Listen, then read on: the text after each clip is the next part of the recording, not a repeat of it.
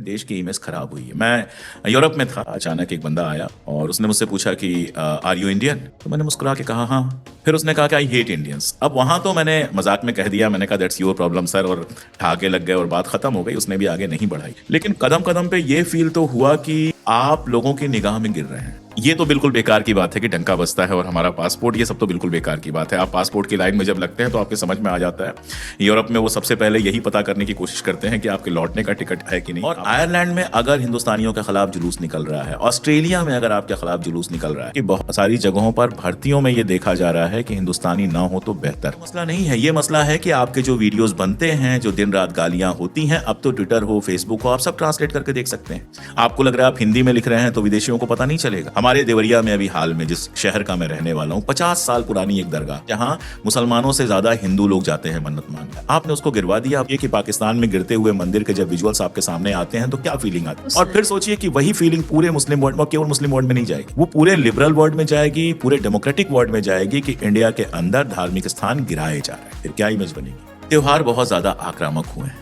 आप बताइए ना, रामनवमी को मस्जिद के सामने बाजा बजाना किस त्योहार में था? व्रत रखा जाता था, घरों पे पूजा पाठ हो गया, बात खत्म। रामनवमी पे जुलूस जैसी कोई चीज 40 साल की उम्र तक तो मैंने सुनी ही नहीं थी, जबकि मैं टिपिकल देवरिया में पैदा हुआ हूँ, यूपी में, जो अयोध्या से 2-3 घंटे की दूरी पर है। लेकिन अब रामनवमी कब बनेगी? जब मस्जिद के सामने आप नाच लेंगे, गालियां दे लेंगे, तब आपकी रामनवमी बनेगी। ये पॉइंट मैंने क्यों उठाया? सारे त्योहार पॉलिटिकल कर दिए जा रहे हैं।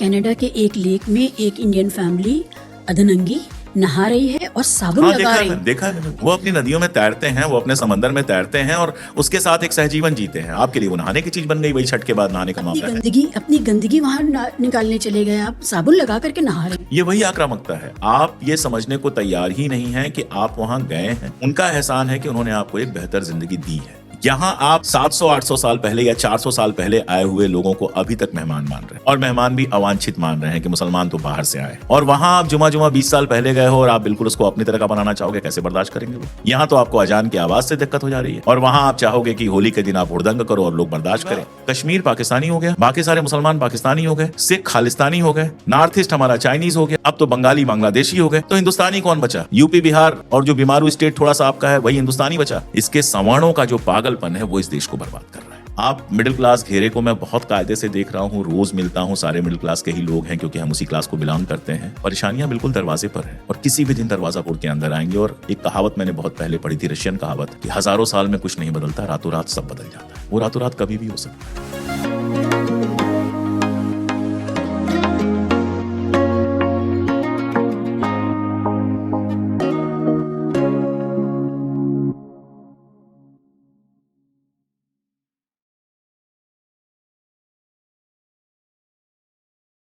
अशोक किंतु परंतु पे बहुत स्वागत है आपका।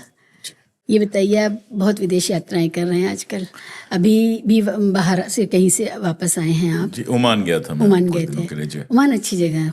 हाँ, खूबसूरत जगह, खूबसूरत है, पीसफुल है, आबादी बहुत कम है, और वहाँ पर एक आसमान साफ था, आसमान साफ है, पानी और खाना भी साफ है वहाँ का। ओमान का खाना पानी सब बहुत साफ है और लोग बहुत पोलाइट हैं। बिल्कुल। बताइए, कैसा रहा एक हिंदुस्तानी के तौर पे बाहर घूमना? बाहर जाना अच्छा तो लगता है। सबसे बड़ी बात तो दिल्ली के पोल्यूशन से मुक्ति मिल जाती थोड़े दिन के लिए और नए एक्सपीरियंसेस होते हैं। लेकिन शिवा, बहुत दिनों से हम जा रहे हैं, आप भी जाती हैं बाहर लगातार, और बहुत दिनों से मैं भी घूम ही रहा हूँ। सबसे बड़ी जो फर्क जो सबसे बड़ा हमारे सामने आया है और जो दर्द होता है, जैसे ओमान के बारे में बताओ, मेरा ड्राइवर था और बहुत अच्छा इंसान था। जैसे वहाँ होते हैं, पहले दिन तो वो आराम से बातें करता रहा, पहले दिन उसके समझ में आ गया कि ये लिबरल टाइप के अलग तरह के लोग हैं। दूसरे दिन वो एक ओमानी रेस्टोरेंट में हमको खाना खिलाने ले गया और हम साथ में बैठे हुए थे, और अचानक उसने पूछा कि आपके हिंदुस्तान में मुसलमानों के साथ ऐसा क्यों हो रहा है? जाहिर है उसकी अंग्रेजी बहुत अच्छी नहीं थी, तो जो कहना चाह रहा होगा वो बहुत अच्छे से नहीं कह पा रहा होगा, लेकिन ये मानी था उसका। ड्राइवर को पता था? ड्राइवर को पता था। और मैंने उससे ऐसी मजाक में कहा, नहीं नहीं, बड़ा देश है तो छोटी मोटी चीजें नहीं सर, रेगुलर आ रही हैं चीजें आपके यहाँ से, और हिंदुस्तान ऐसा नहीं था। दैट वाज द थिंग जिसने बिल्कुल मुझे परेशान कर दिया। वो 50s में अपने रहे होंगे, 55-56 ऐसे ही कोई एज होगी उनकी, और उन्होंने कहा हिंदुस्तान ऐसा नहीं था। और फिर मैंने याद किया कि एक ज़माने में ओमान से हमारे रिश्ते तो ऐसे थे कि हमारा हमारा सिक्का चलता था, सिक्का मतलब हमारी मुद्रा चलती थी, वहाँ पे सब कुछ था। तो ओमान ऐसी जगह नहीं है जहाँ मैं झूठ बोल सकूँ, वो लोग हिंदुस्तान को जानते हैं लंबे वक्त से। और सोशल मीडिया के थ्रू जिस तरह से चीज़ें गई हैं, देश की इमेज खराब हुई है। मैं यूरोप में था, एक बोडेगा में बाहर बैठा हुआ था, अचानक एक बंदा आया और उसने मुझसे पूछा कि आर यू इंडियन? तो मैंने मुस्कुरा के कहा हाँ। फिर उसने कहा कि आई हेट इंडियंस। अब वहाँ तो मैंने मजाक में कह दिया, मैंने कहा दैट्स योर प्रॉब्लम सर, और ठहाके लग गए और बात ख़त्म हो गई, उसने भी आगे नहीं बढ़ाई। लेकिन कदम कदम पे ये फील तो हुआ कि आप लोगों की निगाह में गिर रहे हैं। कम से कम ये तो बिल्कुल बेकार की बात है कि डंका बजता है और हमारा पासपोर्ट, ये सब तो बिल्कुल बेकार की बात है। आप पासपोर्ट की लाइन में जब लगते हैं तो आपके समझ में आ जाता है। यूरोप में वो सबसे पहले यही पता करने की कोशिश करते हैं कि आपके लौटने का टिकट है तो है कि नहीं, आप कहीं यहाँ रुक तो नहीं जाएंगे, वो सब तो ठीक है। इसके अलावा लोगों के बीच में, जैसे मैं आहूस यूनिवर्सिटी गया हुआ था, वहाँ हमारे एक दोस्त पढ़ाते हैं, मेरा एक लेक्चर भी था वहाँ पे।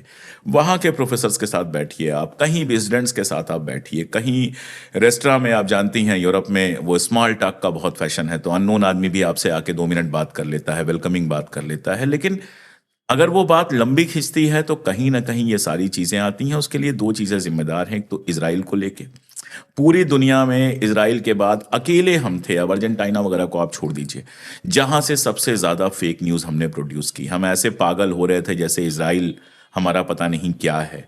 फ़लस्तीन इस बार कहा गया कि लाइव जनसंहार पूरी दुनिया ने देखा और हम उसके डिनायल में थे। और डिनायल में भी होते तो चलो समझ में आता है, हम सेलिब्रेशन में थे। सेलिब्रेशन में थे। और ये सेलिब्रेशन आई कैन से कि हमारी इमेज के लिए बहुत ख़राब है। हमारे जैसे लोग, आप जैसे लोग कितना भी बोल लें, लेकिन दुनिया में इमेज जो जा रही है वो यही जा रही है।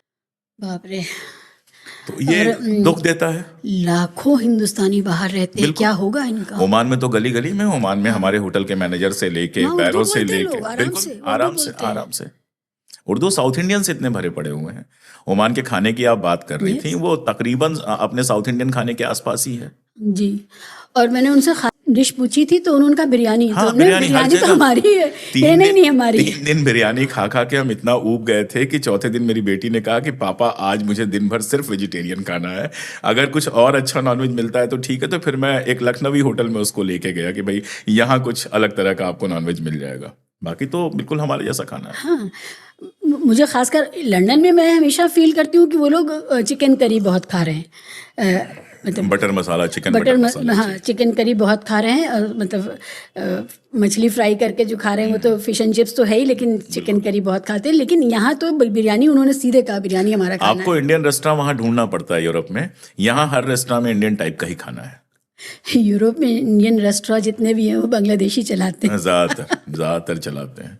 मैं टर्किश रेस्टोरेंट पसंद करता हूँ यूरोप में, वो ज़्यादा बेहतर खाना होता है। खैर, मगर यार ये बहुत फिक्र की बात बताई आपने। इतने हिंदुस्तानी विदेश में और हम अपने चेहरे मुंहों से पहचाने जा रहे हैं, और हमें कपड़े और हमारी शक्ल और स्किन और सब देख करके और किसी को गलत फहमी हो तो दूर कर लेनी चाहिए। मिडिल ईस्ट में सिर्फ मुसलमान भारतीय नहीं है, उतने ही हिंदू भारतीय भी हैं। मेरा अपना बहुत करीबी दोस्त वहाँ पर एक जो टूरिज्म का एक बड़ा इंस्टीट्यूट है उसका, उसमें पढ़ाता है। एक दोस्त वहाँ पर दूसरे बिजनेस में है। तो तमाम सारे हिंदू भी वहाँ पे भरे हैं, मुसलमान भी भरे हैं। अगर ये रिएक्शन होगा तो बहुत बहुत बुरा रिएक्शन होगा। आपने ये बात जो कही कि ये भूल जाना चाहिए कि और लोग नहीं हैं, हिंदू भी बहुत है मिडिल ईस्ट में। मुझे एक बात याद आई, मैं एक वीडियो देख रही थी, जो मधु किश्वर जी हैं जो, वो उनका वीडियो था, और वो इस पर सवाल उठा रही थी कि इतने हज़ारों बच्चे दुबई में, हिंदुस्तानी बच्चे एनरोल्ड हैं, हिंदुस्तानी बच्चे पढ़ रहे हैं, ये मुसलमान बच्चे वहाँ क्यों पढ़ रहे हैं? फिर मैंने उनको मैसेज किया। मेरा सगा भाई वहाँ पे डॉक्टर है और उसकी बेटी वहाँ से हाई स्कूल का एग्जाम दे रही है इस साल। तो मैंने उनको, मधु किश्वर को मैंने मैसेज किया कि वहाँ पर इतने लाख हिंदुस्तानी हैं और उसमें ज़्यादातर हिंदू पंजाबी भी हैं, बिल्कुल। और साउथ के लोग हैं। बिल्कुल। तो वो लोग अपने बच्चों को कहाँ पढ़ाएंगे, और वो हिंदू हैं। तो फिर उनको I was not aware of this. और सारे लोग इंटरनेशनल स्कूल अफोर्ड नहीं कर सकते हैं। इस बात को समझना चाहिए कि दुबई में इंटरनेशनल स्कूल में पढ़ाना सबके बस की बात नहीं है। तो इंटरनेशनल स्कूल में भी हमारे हिंदू, मुसलमान, पाकिस्तानी सब पढ़ बच्चे रहे हैं, सब पढ़ रहे हैं। बिल्कुल। तो ये बात मैंने उनको जब बोली तो फिर शी रियलाइज्ड, उन्होंने कहा इसका मुझे ध्यान नहीं था। वहाँ तो भाई ज़्यादातर 45% इंडियन है दुबई में। बिल्कुल। तो जाहिर है वो अपने बच्चों को कहाँ पढ़ाएंगे? तो हम लोगों की जो संकुचित मानसिकता है कि हम सोचते हैं कि ये दुनिया बस हम तक है, हमारे दायरों में है, इससे बाहर आना चाहिए। शिवा, आपको एक बात बताऊं, आप जानती हैं कश्मीर पे मैंने काफ़ी काम किया है, तो और आखिरी जो मेरी किताब थी कश्मीरी पंडितों के ऊपर थी, तो जो कश्मीरी पंडित कश्मीर में रह रहे हैं उनसे मैंने काफ़ी सारा राब्ता किया, काफ़ी लोगों का इंटरव्यू किया। तो वहाँ एक साहब से मेरी बात चल रही थी और उन्होंने कहा कि अल्पसंख्यकों के ऊपर जो अत्याचार होता है वो आपके समझ में नहीं आएगा, वो हमारी समझ में आता है। इंडिया के बारे में बात कर रहे थे, रेस्ट ऑफ कश्मीर के बारे में बात कर रहे थे। तो मैंने कहा आपके समझ में कैसे यहाँ से बैठ के आता है और हमारे समझ में नहीं आता, हमारे यार दोस्त भरे पड़े हैं। तो उन्होंने कहा नहीं, हम यहाँ अल्पसंख्यक हैं तो हम जानते हैं कि जब बहुसंख्यक इस तरह की हरकत करता है तो हमारे दिल पे क्या गुजरती है, कैसे हम असुरक्षित महसूस करते हैं, कैसे हमें डर लगता है बच्चों को स्कूल भेजने से, वो आप नहीं समझ सकते। ये बात बड़ी मुश्किल से समझ में आती है कि आप यहाँ पे सारे तमाशे कर रहे हैं लेकिन बाकी दुनिया में आप अल्पसंख्यक हैं, आपका भाई हो सकता है, आपके चाचा हो सकते हैं, आपके रिश्तेदार हो सकते हैं और बाकी हिंदुस्तानी तो हैं ही। तो जो आप कर रहे हैं उनके असरात उनके ऊपर दिखाई देंगे और दे रहे हैं। आयरलैंड जैसे मुल्क में अगर हिंदुस्तानियों के खिलाफ जुलूस निकल रहा है, आयरलैंड के मूवमेंट के साथ हमेशा हिंदुस्तान रहा है, और आयरिश लोग, मैं तो 2 बार होके आया, आयरिश लोग जब भी मिले मुझे तो हिंदुस्तानियों के लिए उनके दिल में खास जगह थी। और आयरलैंड में अगर हिंदुस्तानियों के खिलाफ जुलूस निकल रहा है, ऑस्ट्रेलिया में अगर आपके खिलाफ जुलूस निकल रहा है, तो मिडिल ईस्ट में सिर्फ आपके खिलाफ जुलूस इसलिए निकल पा रहा है क्योंकि वहाँ फ़लस्तीन के समर्थन में भी जुलूस नहीं निकल पा रहा है। वहाँ के सुल्तान अलाउ नहीं करेंगे जुलूस निकलना, वरना जो आप कर रहे हैं मिडिल ईस्ट में भी ये तमाशा हो सकता है। और आप देखिए हमारे प्राइम मिनिस्टर जाते हैं, कैसे गले मिलते हैं, कैसे भाई कहते हैं, और क्या हो रहा है वो देखिए। 2 चीज़ें हैं, इस वक्त जो बांग्लादेश में बांग्लादेशी हिंदुओं के साथ हो रहा है उसका असर जो हम सब पर हो रहा है, भारत के मुसलमानों पर हो रहा है, कोई कुछ ना भी कहे तो इतना ज़्यादा दिक्कत है, इतनी ज़्यादा उससे डर भी है और आत्मग्लानि भी है कि धर्म के नाम पर वहाँ पर हिंदुओं के साथ हो रहा है, या जो कश्मीरी पंडितों के साथ हुआ उसको लेकर के हम सब हमेशा शर्मिंदा हैं। मुझे याद है मैंने 2002 में हुर्रियत कॉन्फ्रेंस के जनरल सेक्रेटरी से ये बात पूछी थी कि आपका क्या प्लान है, अगर आपको कोई भी कामयाबी मिलती है उसमें कश्मीरी पंडितों के रिहेबिलिटेशन का क्या प्लान है। तो ये लगातार ये सवाल हमारे जहन में रहता है कि जहाँ हमारे लोग जहाँ पर भी अल्पसंख्यक मैं तो कश्मीर लगातार जाता रहता हूँ, उस समय जो भी किया हो उन लोगों ने, लेकिन आज हर दूसरा कश्मीरी आपको शर्मिंदा दिखेगा कश्मीरी पंडित के सवाल पे। आप बात करेंगे और तुरंत डिफेंस में आ जाएगा कि हम तो चाहते हैं वो लौट के आए, उनके बिना हमारा कश्मीर अधूरा है, वगैरह वगैरह। तो वो जख्म अभी तक है, बिल्कुल, और वो धब्बे की तरह है, बिल्कुल बदनुमा धब्बा है वो उनके इतिहास का। अब आप देखिए बांग्लादेश में जो हो रहा है, आपने उसका एक पक्ष कहा, मैं दूसरा पक्ष कहने की इजाजत चाहूंगा। हमने वो नैतिक बल खो दिया है, जो मोरल अथॉरिटी थी ना भारत की, कि हम सवाल उठा सकते थे कि आपके यहाँ अल्पसंख्यक के साथ कैसा हो रहा है। आज आप नहीं कह सकते, आप कहेंगे तो पाकिस्तान पलट के कहेगा कि अखलाक से तो आप केस वापस ले रहे थे। आपकी सरकार जो है वो अखलाक को मारने वालों, उनके जो लिंचर्स थे, उनसे केस वापस लेने के लिए कोर्ट में चली गई थी। आपके लोग तो माला पहना रहे हैं लिंचर्स को, आप किस मुंह से सवाल उठा रहे हैं? तो मैं, यकीन जानिए, मुझे कई बार शर्मिंदगी महसूस होती है कि मैं उस ताकत के साथ, हालांकि बांग्लादेश में जब हुआ वीडियो भी बनाया, लिखा भी, और कहेंगे ही हम तो हिंदुस्तान में भी अल्पसंख्यकों के लिए लड़ते हैं तो बाहर भी लड़ेंगे, लेकिन वो जो 10 साल पहले जो एक नैतिक ताकत होती, मॉरल ग्राउंड जो होता, वो हमने खो दिया है। सच ये है कि आज हिंदुस्तानी को हक नहीं है ये सवाल उठाने का, अगर वो हिंदुस्तान के अंदर जो कुछ ईसाइयों के साथ हो रहा है, मुसलमानों के साथ हो रहा है। आप उड़ीसा में देखिए, जब से ये सरकार आई है ईसाइयों के खिलाफ लगातार वहां पे चीजें चल रही हैं, कभी चर्च के अंदर घुस के, कभी प्रेयर मीटिंग में जाके, कभी उनके घर जला के। तो फिर हम किस मुंह से बांग्लादेश की बात करें, किस मुंह से पाकिस्तान की बात करें? और अभी से 1 साल पहले तक भी किसी भारतीय हिंदू के साथ ना क्रिश्चियन लैंड में ना मुस्लिम लैंड में ये सब हो रहा था, रिलीजियस वजहों से कम नहीं हो रहा था। तो ये जो अपने आप को सारे दुनिया के सामने ये कर देना, एक्सपोज कर देना कि हम इतने तंगदिल लोग हैं, ये इसका बहुत सालों तक हमें खामियाजा भुगतना पड़ा। और आप आक्रामक भी हुए हैं। मैं ये बताऊं कि मेरी बेटी वहाँ LSE से पढ़ी हुई है, लंदन स्कूल ऑफ इकोनॉमिक्स से, तो उसने बताया कि जो नए स्टूडेंट्स गए उसके साथ, या 1 आध साल सीनियर गए, उनका बिहेवियर बिल्कुल अलग था। उनको गणेश पूजा मनानी है तो वो अपने हॉल में नहीं मनाएंगे, उनको बहुत आक्रामक तरीके से दिखाना है जैसे हम ओन करते हैं इसको। तो इन सब का असर तो पड़ा है। Bad behaviour. आपके घर में कोई आएगा तो आप उसको रुकने के लिए कमरा दे देंगे, उसको चाय पिला देंगे, खाना खिला देंगे, लेकिन वो आपके बेडरूम पे के सामने जाकर डांस करना शुरू करेगा तो आप धक्के मार के बाहर निकालने की बात करेंगे। आपको वो याद है जब पाकिस्तान के साथ ऑपरेशन सिंदूर वाला चल रहा था और अंकल लोग लंदन में प्रदर्शन कर रहे थे? It was shameful. आप यूरोप मुझसे बहुत ज्यादा पार गई हैं। यूरोप में इस तरह के बिहेवियर देखने को नहीं मिलते हैं। जिस तरह की प्राइवेसी है, जिस तरह से सड़क पर वो अपनी एक मेंटेन करते हैं गरिमा, वहां आप सड़क पे खड़े होकर उस तरह के भद्दे इशारे करेंगे तो क्या जाएगा ब्रिटिश मेंटलिटी में? अभी आपने कहा कि हमारे प्राइम मिनिस्टर वहाँ जाके उनको भाई कहते हैं और गले मिलते हैं। ये बहुत सोच समझ के डिज़ाइन किया गया है कि मैं वो सब करूँगा और मेरे नीचे के लोग जो हैं वो गालियाँ देंगे, वो दोवाल की तरह के भाषण देंगे, वो जो के टी राजा है, के राजा जो माँ की गाली से, टी राजा जो माँ की गाली से अपना भाषण शुरू करता है, मुसलमानों को माँ की गाली देता है, तेलुगु वाला। और जो बाकी के फ्रिंज, जिसको हम पहले फ्रिंज कहते हैं, तब तो मेन स्ट्रीम है, वही मेन स्ट्रीम है। ठीक है, भारत की पार्लियामेंट के अंदर गंदी गाली दी जाएगी मुसलमानों को, पूरे दुनिया के मुसलमानों को, सिर्फ एक भारत के एक मुसलमान को नहीं। और ये सब कुछ होता रहेगा और प्राइम मिनिस्टर चुप रहेंगे।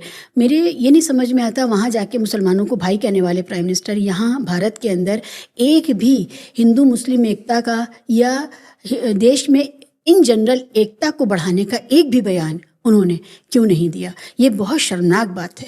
वो इसलिए नहीं दिया कि उससे उनका वोट बैंक कम होता है। उनकी सहमति है पूरी, हम कैसे मान लें कि सहमति नहीं है? जब किसी को कभी रोका नहीं तो हम कैसे मान लें सहमत नहीं है? और देखिए, मिडिल ईस्ट में जाकर भाई कहने का जो मामला है ना, तो अदानी जी का कितना बिजनेस मिडिल ईस्ट में फैल रहा है ये भी देखना चाहिए। क्योंकि सुल्तान की निगाह अगर तिरछी हुई तो आप ओमान में बिजनेस तो नहीं कर पाएंगे, बाकी सब आप कर सकते हैं। तो वो भी बहुत बड़ा कारण है कि दोस्त का बिजनेस उनको बढ़ाना होता है, तो इसलिए वो हर उस जगह जाते हैं जहां दोस्त का बिजनेस है। जो वो जब भी कहीं से लौट के आए, उसके महीने भर का अखबार आप तलाशिए तो आपको मिल जाएगा कि उनके दोस्त का बिजनेस वहां पे बढ़ गया है। तो वो भी एक कारण है। और सबके बावजूद आज भी मिडिल ईस्ट हमारे सबसे बड़े इन्वेस्टर्स में से है। वहाँ के जो फंड्स हैं, अरब फंड्स हैं, वहाँ से सबसे ज़्यादा इन्वेस्टमेंट होता है, जबकि ये इन्वेस्टमेंट लगातार कम हो रहा है। पिछले आप 5 साल का उठाकर देखेंगी तो ये इन्वेस्टमेंट लगातार कम होता जा रहा है। अच्छा, हाँ, इन्वेस्टमेंट कम हो रहा है वहाँ पे।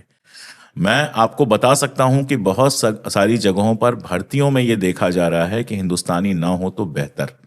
ये मैं आपको पूरे कॉन्फिडेंस के साथ बता सकता हूँ। सऊदी का मैं नहीं जानता, लेकिन कम से कम दुबई का मैं बता सकता हूँ आपको कि ये देखा जा रहा है। क्योंकि वहाँ मैनेजेरियल पोस्ट पे हमारे साथ के लोग हैं। अब अपनी उम्र हो गई तो जो बच्चे हमारे साथ के गए थे अब काफ़ी ऊंचे पोस्ट पे पहुँच गए हैं, तो वो बताते हैं कि अवॉइड किया जा रहा है, मालिकान की तरफ से अवॉइड किया जा रहा है। इंडिया को चाइना से रिप्लेस किया जा रहा है। चाइना का इन्वेस्टमेंट ज़बरदस्त हो रहा है मिडिल ईस्ट के अंदर। ये सोच नहीं सकते कि किस लेवल पर मिडिल ईस्ट और अफ्रीका में चाइना इन्वेस्टमेंट कर रहा है। आप किसी भी देश में जाइए, जबरदस्त इन्वेस्टमेंट हो रहा है। कतर जैसे देश में चाइना ने जबरदस्त इन्वेस्टमेंट किया है, जॉर्डन में किया है, सऊदी और दुबई, और इसकी तो बात ही छोड़ दीजिए, ओमान किया। तो आपको समझ में नहीं आ रहा है। और एक और बात होती है कि रिएक्शन धीरे धीरे आके बढ़े, वो जरूरी नहीं है। कई बार रिएक्शन रुका रहता है और फिर अचानक एक दिन रिएक्शन होता है, और वो देखने को मिला हमें ऑपरेशन सिंदूर के समय। आप ईरान पर, मतलब आप समझिए ईरान पर जिस तरह की गंदी बातें यहां बैठ के की गई। आप ये सोचिए कि कश्मीर मसले पर अकेला मुल्क था जो हमेशा हमारे साथ खड़ा रहा। सऊदी अरबिया ने कभी उस तरह से पाकिस्तान का साथ नहीं दिया कश्मीर के मसले पर। और मैं पूरी जिम्मेदारी से कह रहा हूं कि अगर सारे इस्लामिक देश पाकिस्तान के साथ खड़े हो गए होते कश्मीर के मसले पर, तो आज हमारी कंडीशन बहुत खराब होती। लेकिन मिडिल ईस्ट से हमेशा हमें सपोर्ट मिला है। आपने ऑपरेशन सिंदूर किया, उसके बाद क्या होगा? सऊदी अरबिया और पाकिस्तान के बीच में समझौता हो गया कि दोनों में से किसी एक के ऊपर हमला होता है तो वो दूसरे के ऊपर हमला माना जाएगा। एक मुल्क मिडिल ईस्ट का नहीं मिला जो आपके साथ खड़ा हो। ईरान जो दूसरी कंडीशंस में आपके साथ खड़ा होता, उसने एक बहुत डिप्लोमेटिक बयान वैसे ही दिया जैसे 12 रोजा जंग के समय आपने दिया था। आपने दोनों से अपील की थी शांति की, उसने भी आपसे और उससे अपील कर दी शांति की। तो आपको मिल क्या रहा है? जो नए आपके दोस्त हैं, अमेरिका पाकिस्तान के साथ खड़ा था, चाइना आप इतना भागते रहते हैं, भारतीय जनता पार्टी के डेलीगेशन से वहां की कम्युनिस्ट पार्टी का डेलीगेशन मिलने आता है। इसके पहले भारतीय जनता पार्टी का डेलीगेशन जाके उनसे मिल आया है। आरएसएस के साथ बंद कमरे में 3 घंटे बात होती है। और वो चाइना कौन है? जो ऑपरेशन सिंदूर में पाकिस्तान को हर तरह का सपोर्ट दे रहा था, इंटेलिजेंस भी दे रहा था, हथियार भी दे रहा था और डिप्लोमेटिक सपोर्ट भी दे रहा था। आपने अपने लोगों को, वैसी साहब भी उस समय सामने आए और सबको आपने भेजा पूरी दुनिया में। एक मुल्क है जिसके राष्ट्रपति या प्रधानमंत्री का बयान आया कि आप सही हैं। तो ऑपरेशन सिंदूर में आप जिस तरह से अकेले पड़े, उससे भी आपको समझ में नहीं आ रहा है। और आज हालत यह है शीबा जी, दुनिया में हमारा कोई दोस्त नहीं है। ये बहुत ईमानदारी की बात है। जर्मनी का चांसलर आएगा तो उसके 1000 फोटो लगवा देंगे, ब्रिटेन का आएगा तो उसके 1000। ये सब चीजें डिप्लोमेसी में नहीं चलती हैं। डिप्लोमेसी चमचागिरी और व्यक्तिगत दोस्ती से नहीं चलती है। इतना तो 50 की उम्र में हमारे भी समझ में आ गया, जबकि हम डिप्लोमेट नहीं है, सिर्फ नजर रखते हैं। डिप्लोमेसी में चलता है, आप उनका कितना फायदा पहुंचा सकते हैं, वो आपका कितना फायदा पहुंचा सकते हैं। बिल्कुल म्यूचुअल इंटरेस्ट होता है। म्यूचुअल इंटरेस्ट का मामला है। मालदीव जैसा मुल्क, हाँ, आप सोचिए राजीव गांधी नहीं होते तो मालदीव में कब्जा हो गया होता आर्मी का, और जो पहला राष्ट्रपति बनता था वो सबसे पहली यात्रा भारत की करता था। मालदीव में नारा लगता है इंडिया आउट, और उन्होंने रिपोर्ट कर दिया हमारी सेनाओं को वापस भेजने। और ये केवल चाइना का मसला नहीं है, ये मसला है कि आपके जो वीडियोस बनते हैं, जो दिन रात गालियां होती हैं, अब तो ट्विटर हो, फेसबुक हो, आप सब ट्रांसलेट करके देख सकते हैं। आपको लग रहा है आप हिंदी में लिख रहे हैं तो विदेशियों को पता नहीं चलेगा। वो तो एक क्लिक से, हम तो यहां बैठ के इजराइल की दिन भर खबरें देखा करते हैं, वो तो हिब्रू में लिखा होता है जो जरा भी समझ में नहीं आती है, लेकिन एक क्लिक से सब ट्रांसलेट हो जाता है। तो आपके ये तमाशे और विजुअल्स, हमारे देवरिया में अभी हाल में, जिस शहर का मैं रहने वाला हूं, 50 साल पुरानी एक दरगाह, और शिवाजी बताऊं, वो बाबा जी की दरगाह ऐसी है जहां मुसलमानों से ज्यादा हिंदू लोग जाते हैं मन्नत मांगने। मैं अपने बचपन से उसको देख रहा हूं। तकरीबन हर दरगाह का यही मामला हर है। दरगाह का यही मामला है। आपने उसको गिरवा दिया। अब जो गिरती हुई दरगाह है उसके जब विजुअल्स जाएंगे तो आप सोचिए, अगर आप हिंदू हैं तो आप सोचिए कि पाकिस्तान में गिरते हुए मंदिर के जब विजुअल्स आपके सामने आते हैं तो क्या फीलिंग आती है। सच में और फिर सोचिए कि वही फीलिंग पूरे मुस्लिम वर्ल्ड में, केवल मुस्लिम वर्ल्ड में नहीं जाएगी, वो पूरे लिबरल वर्ल्ड में जाएगी, पूरे डेमोक्रेटिक वर्ल्ड में जाएगी कि इंडिया के अंदर धार्मिक स्थान गिराए जा रहे हैं। फिर क्या इमेज बनेगी, और फिर आपकी मोरल अथॉरिटी क्या होगी। हम कभी बहुत पावरफुल नहीं रहे हैं, हम कभी बहुत पैसे वाले नहीं रहे हैं, लेकिन नेहरू जी के जमाने से हमारी एक मोरल अथॉरिटी थी। कोरिया वार हुआ था कोरिया वार हुआ था, हम तुरंत आजाद हुए थे, और नेहरू जी उसमें इंपॉर्टेंट रोल निभा रहे थे, जो अभी आजाद हुए मुल्क के प्रधानमंत्री थे। अगर वैसे देखें तो कोई औकात नहीं थी आपकी, आर्मी तक नहीं थी आपके पास ढंग से, लेकिन आप रोल निभा रहे थे और आपको रिस्पेक्ट मिल रहा था क्योंकि मोरल अथॉरिटी थी।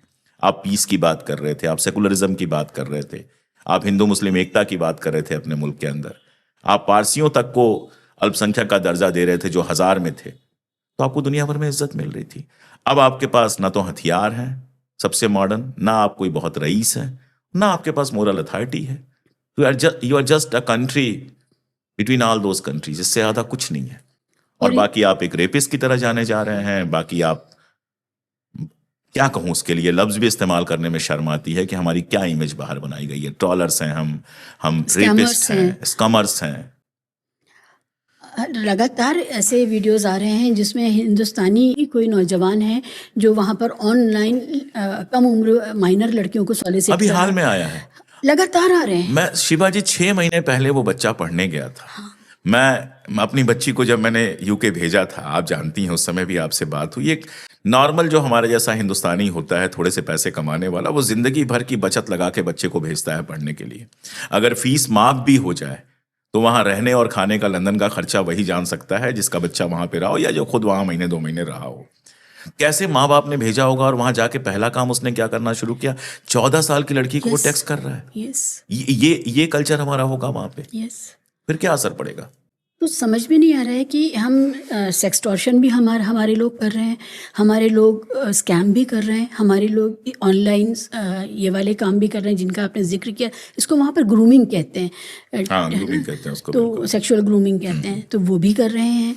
और उसके साथ साथ फिर जो बैड बिहेवियर, जैसे आपने कहा कि अगर कोई अपना त्यौहार मनाना है तो अपने हॉल में, अपने किसी कम्युनिटी सेंटर में नहीं मनाना है। मैं आपको फिनलैंड का किस्सा सुनाता हूँ। आप चलिए, इंग्लैंड का किस्सा तो बहुत आ जाता है, मैं सबसे पहले फिनलैंड ही गया था। वहाँ मेरे बहुत करीबी दोस्त हैं राजीव जी, वो बता रहे थे कि इस बार पहली बार पिछले 2 सालों से ये लोग छठ मनाने की कोशिश कर रहे हैं। ठीक है, हम अपनी नदियों की पूजा करते हैं, लेकिन यूरोप वाले अपनी नदियों से प्यार करते हैं, इश्क करते हैं। नदियां उनके जिंदगी का हिस्सा हैं। तो उस नदी में जरा सी गंदगी वो बर्दाश्त नहीं कर सकते, ना खुद करते हैं ना बर्दाश्त कर सकते। आप तो जानती हैं कि छोटे छोटे वाटर बॉडीज हैं और वो नगर पालिका का भी इंतजार नहीं करते हैं, वो खुद सफाई करने लगते हैं, उनको उसमें कोई शर्म नहीं है। छठ मनाकर आपको उसमें मिट्टी की मूर्ति बहानी थी और क्या करना था और क्या करना था, और उसको लेकर पहली बार जो डायस्पोरा है वहां पर फिनलैंड में, उसके खिलाफ वहां माहौल बना पहली बार। वरना फिनलैंड दुनिया की सबसे खुश कंट्री है। नोकिया में नौकरी करने लोग गए थे, नोकिया बंद हो गया या नोकिया इंफ्रास्ट्रक्चर में चला गया, दूसरी जगहों पे हो गए। थोड़े से हिंदुस्तानी है, बहुत ज्यादा है नहीं फिनलैंड में, और कभी कुछ ऐसा नहीं हुआ है। कोई राइट विंग इस तरह का फिनलैंड में मजबूत नहीं है जो आपके खिलाफ अभियान चलाए, लेकिन अपनी हरकतों से आप नजर में आए। जो मैंने आपसे कहा, यह आक्रामकता, अगर मैं भूल जाऊं तो याद दिलाइएगा। ये आप क्योंकि हिंदू परिवार में आप पैदा हुए, मुझे इस बारे में समझना है कि गणेश चतुर्थी या जो बॉम्बे में जो सेलिब्रेट होता था, गणेश महोत्सव जो होता था, उसका उत्तराखंड के पहाड़ों पर करने का क्या औचित्य है। वो तो मेरे पास एक गेस्ट आए, रावत साहब, उन्होंने कहा कि गणेश तो हमारे यहाँ के थे, वो कुछ वक्त के लिए गणेश जब वहाँ जाते हैं और वहाँ से जो वापसी करते हैं वो उसका एक सेलिब्रेशन है उनके आने और जाने का। यहाँ उत्तराखंड में क्यों हो रहा है? और उसमें भी उनका ये कहना था विसर्जन जो हो रहा है, जो नदियाँ बर्बाद की जा रही।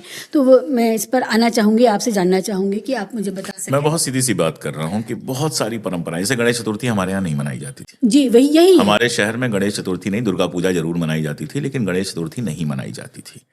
दुर्गा पूजा के लिए भी कुछ तालाब होते थे जहां पर मूर्तियां दहाई जाती थी, और इतनी बड़ी मूर्तियां बनती नहीं थी जितनी आजकल बन रही हैं। नॉर्मली जो बनती थी ऑर्गेनिक टाइप की बनती थी, जो पानी में मिल जाता था। त्योहार बहुत ज्यादा आक्रामक हुए हैं। आप बताइए ना, रामनवमी को मस्जिद के सामने बाजा बजाना किस त्योहार में था? हाँ, मंदिर खाली है और मस्जिदों के आगे रामनवमी पे कोई इस तरह की धूमधाम होती ही नहीं थी। व्रत रखा जाता था, घरों पे पूजा पाठ हो गया, बात खत्म। रामनवमी पे जुलूस जैसी कोई चीज 40 साल की उम्र तक तो मैंने सुनी ही नहीं थी।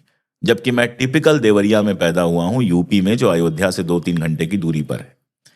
मैंने अयोध्या के भी दोस्तों से पूछा तो उन्होंने भी यही बताया कि रामनवमी पर जुलूस का कभी कोई परंपरा हमारे यहाँ रही नहीं है। लेकिन अब रामनवमी कब बनेगी? जब मस्जिद के सामने आप नाच लेंगे, गालियां दे लेंगे, तब आपकी रामनवमी बनेगी। ये पॉइंट मैंने क्यों उठाया? सारे त्योहार पॉलिटिकल कर दिए जा रहे हैं, सारे त्योहार प्रदर्शन के बन जा रहे हैं। एक बात तो ये, दूसरी बात कि आपको ये समझना पड़ेगा कि त्योहार बहुत पुराने होते हैं। कोई भी त्योहार हो, चाहे वो ईद हो, बकरीद हो, चाहे होली हो, दिवाली हो, कोई भी त्योहार हो, बहुत पुराने होते हैं। और उस समय के हिसाब से परंपराएं बनती हैं, उस समय के वातावरण के हिसाब से बनाती हैं। जब पोल्यूशन नहीं था, जब नदियां थीं, छोटे छोटे तालाबों में आप बहाते थे। आज जो आप कर रहे हैं, आप ये मानने को तैयार ही नहीं है कि आप नुकसान पहुंचा रहे हैं प्रकृति को। तो अपने देश को तो आपने कचरा बना दिया। आप भी दिल्ली में रहती हैं, मैं भी दिल्ली में रहता हूं। हमने तो अब हार मान ली कि भाई इसी हवा के साथ आप कर लीजिए। क्या करेंगे आप? कितने एयर प्योरीफायर लगाएंगे? कहां कहां लगाएंगे? कब तक मास्क पहनेंगे? लेकिन यूरोप क्यों बर्दाश्त करेगा? मिडिल ईस्ट क्यों बर्दाश्त करेगा?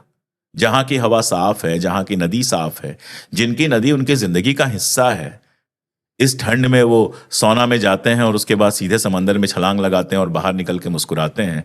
तो जिनके जिंदगी का हिस्सा है, उनसे आप अगर उसको गंदा करना आप शुरू कर देंगे तो बर्दाश्त नहीं करेंगे।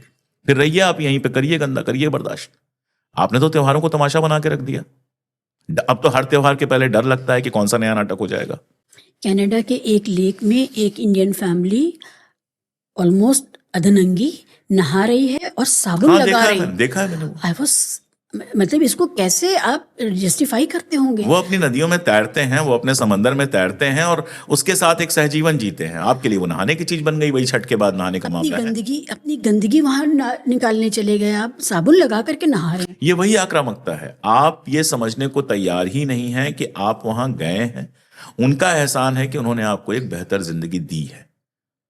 यहां आप 700-800 साल पहले या 400 साल पहले आए हुए लोगों को अभी तक मेहमान मान रहे हैं, और मेहमान भी अवांछित मान रहे हैं कि मुसलमान तो बाहर से आए हैं।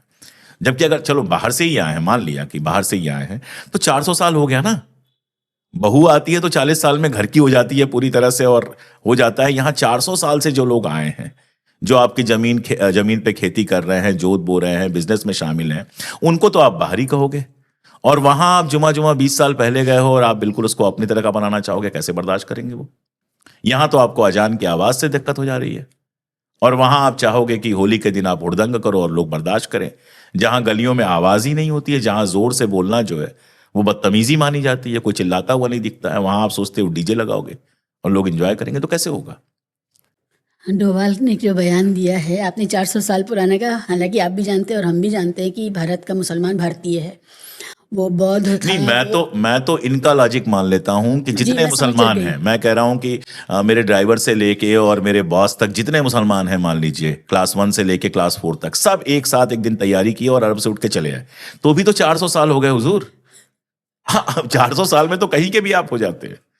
6 साल रहने पे आपको यूरोप में वीजा मिल जाता है। अगर आप 6 साल काम करते हैं, वो अपना नागरिक आपको बना लेते हैं। डोभाल साहब ने नहीं बताया है कि जो बदला लेना है वो लेना किससे है, लेकिन नहीं, मैं तो डोभाल साहब को सलाह दे रहा हूं कि वो अपनी आर्मी उठाएं और अरब जितने मुल्क हैं उनके ऊपर पहले हमला करें, उसके बाद ब्रिटेन के ऊपर हमला करें, क्योंकि यही हैं जो आए थे और हमको लूटे थे। भाई गजनवी जो है वो वहीं से कहीं से आया था ना।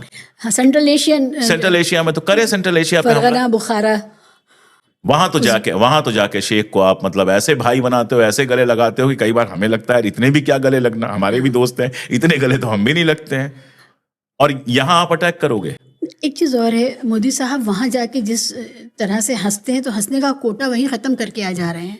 भारत में आके वो मुंह सड़ा बना करके रहते हैं हर समय। देखिए कुछ अंकल लोग होते थे हमारे बचपन में, अपने किसी कुलीग से वो ठीक से मोहब्बत से, आपसे वही कह रहा हूँ कि बचपन में करते। कुछ अंकल लोग होते थे जो दुनिया में बाहर की जो औरतें होंगी, भाभियां होंगी, उनसे बड़े प्यार से बात करेंगे, बाहर के बच्चों से बड़े प्यार से बात करेंगे, बाहर के हर आदमी से अच्छे से बात करेंगे, लेकिन अपने घर के सहन में जो ही पैर रखेंगे वो बिल्कुल प्राण बन जाएंगे एकदम, उनका चेहरा सीरियस, उनकी वाइफ उनसे मजाक नहीं कर सकती, बच्चे बात नहीं कर सकते, घर के अंदर उनका पूरा वही रवैया रहता था। हाँ, भोकाल वही रहता था। तो मोदी जी का मुझे कई बार यही लगता है कि, और देखिए बहुत साफ हम आप बात कर रहे हैं तो कुछ छुपाया क्यों जाए जो हमारे मन में है, ये एहसास कमतरी है, ये एक तरह का इंफीरियरिटी कॉम्प्लेक्स है। गोरा आपको सामने दिखता है, शेख आपको सामने दिखता है, जिसके बारे में आप जानते हैं कि उसकी निजी संपत्ति इतनी है कि जितनी आप कल्पना नहीं कर सकते हैं। वो दुनिया के किसी भी मुल्क में फ्लैट खरीद सकता है, दुनिया की सबसे महंगी कार चला सकता है, जितना सोना आपने देखा नहीं होगा उतना उसके यहाँ किसी कोने में पड़ा होगा,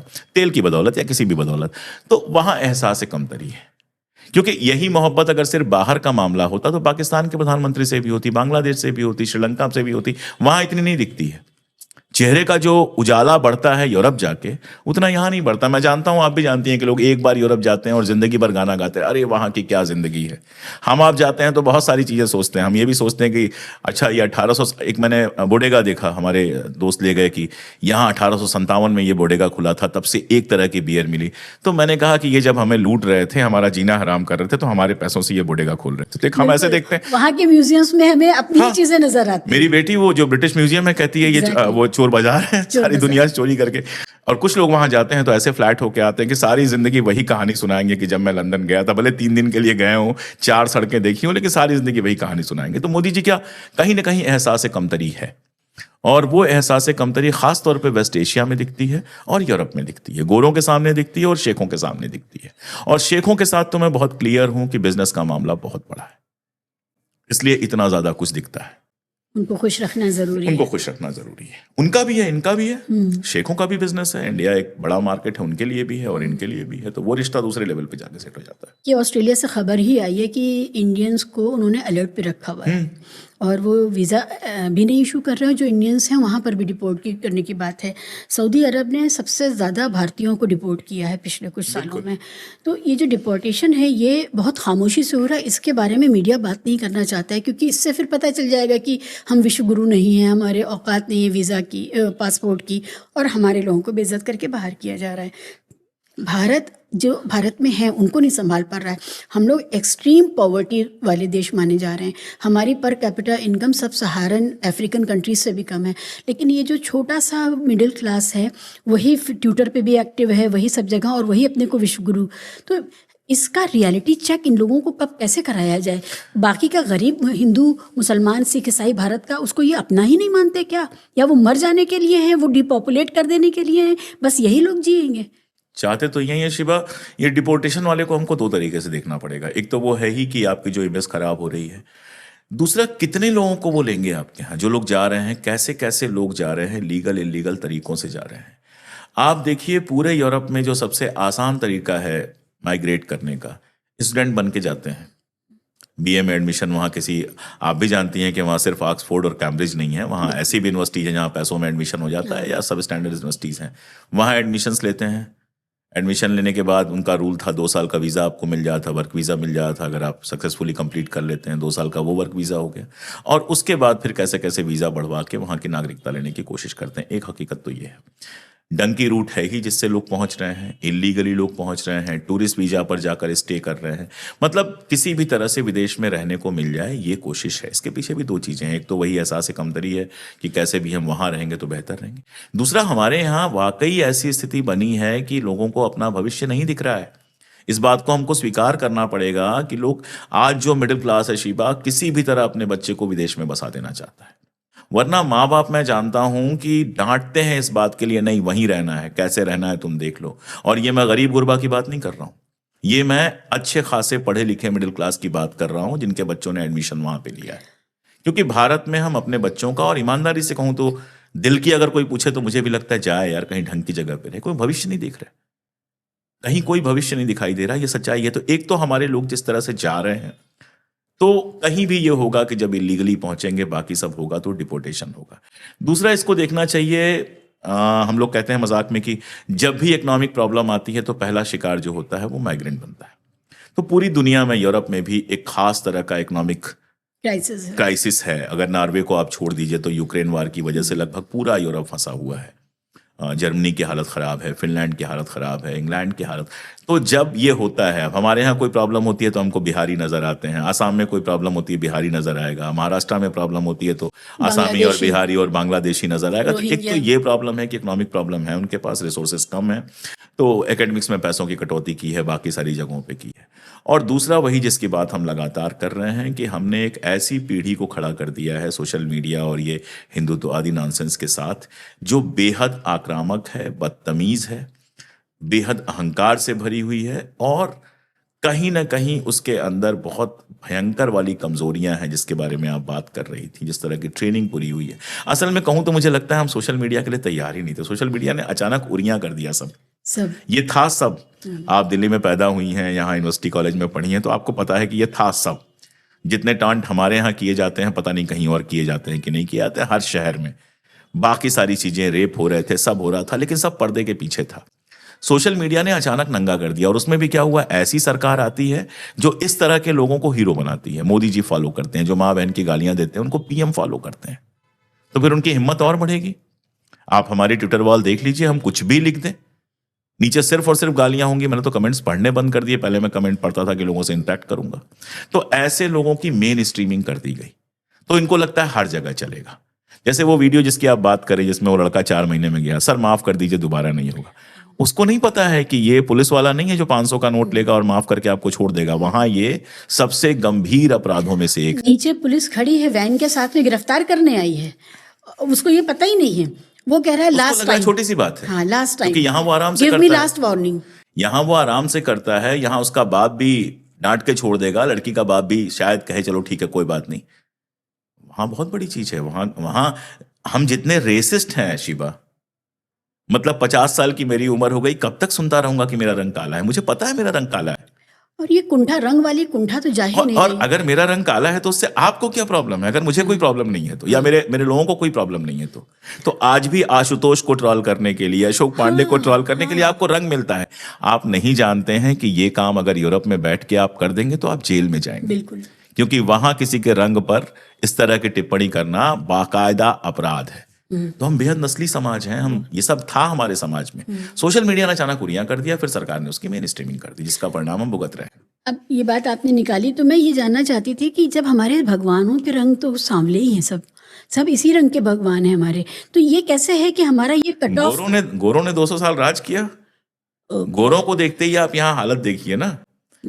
मेरे एक दोस्त मजाक में कहते थे, टूरिज्म इंडस्ट्री में है, मजाक में कहते थे कि कोई यूरोपियन टूरिस्ट आ जाए जो स्टूडेंट टाइप का हो या फकीर टाइप का हो, जिसने किस तरह से मैनेज कर लिया हो, वो आ जाए। बहुत सारे ऐसे आते हैं, सारे यूरोपियन अमीर नहीं है, ये भी गलतफहमी हमको निकाल देनी चाहिए। बिल्कुल। और भारत तो आते ही वो हैं जो भारत इसलिए आते हैं क्योंकि यहाँ आपकी जो करेंसी है उनके लिए बहुत सस्ती पड़ती है, होटल्स आपके बहुत चीप पड़ते हैं उनको।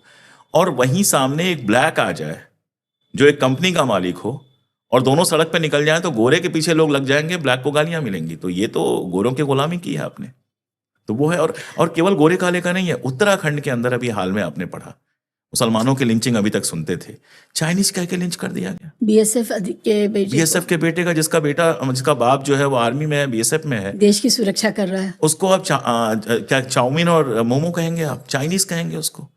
और वो ये कहता रहा आई एम एन इंडियन। और क्या है शिवा, कश्मीर पाकिस्तानी हो गया, बाकी सारे मुसलमान पाकिस्तानी हो गए, सिख खालिस्तानी हो गए, नॉर्थ ईस्ट हमारा चाइनीज हो गया, अब तो बंगाली बांग्लादेशी हो गए। तो हिंदुस्तानी कौन बचा?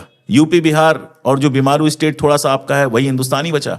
उसके टैक्स के पैसे से ये देश नहीं चलता है। इस देश में सबसे ज्यादा टैक्स जो है वो साउथ के लोग देते हैं। इस देश में सबसे ज्यादा टैक्स जो है वो पंजाब के लोग देते हैं। इस देश में सबसे ज्यादा जो इंटेलेक्ट आता है वो north east, Bengal, Kashmir, south सबसे आता है, आप ही नहीं हो। लेकिन ये जो आई एम सॉरी टू से जिस इलाके में मैं पैदा हुआ, इसके सवर्णों का जो पागलपन है वो इस देश को बर्बाद कर रहा है। आपने कहा बीमारू स्टेट, एक गेस्ट ने जो एक्सपर्ट हैं उन्होंने कहा कि पूरी गैंजेटिक बेल्ट आर्सेनिक का शिकार है और 50 लाख से ज़्यादा सीधे डायरेक्ट आर्सेनिक मौतें हो चुकी हैं कैंसर की।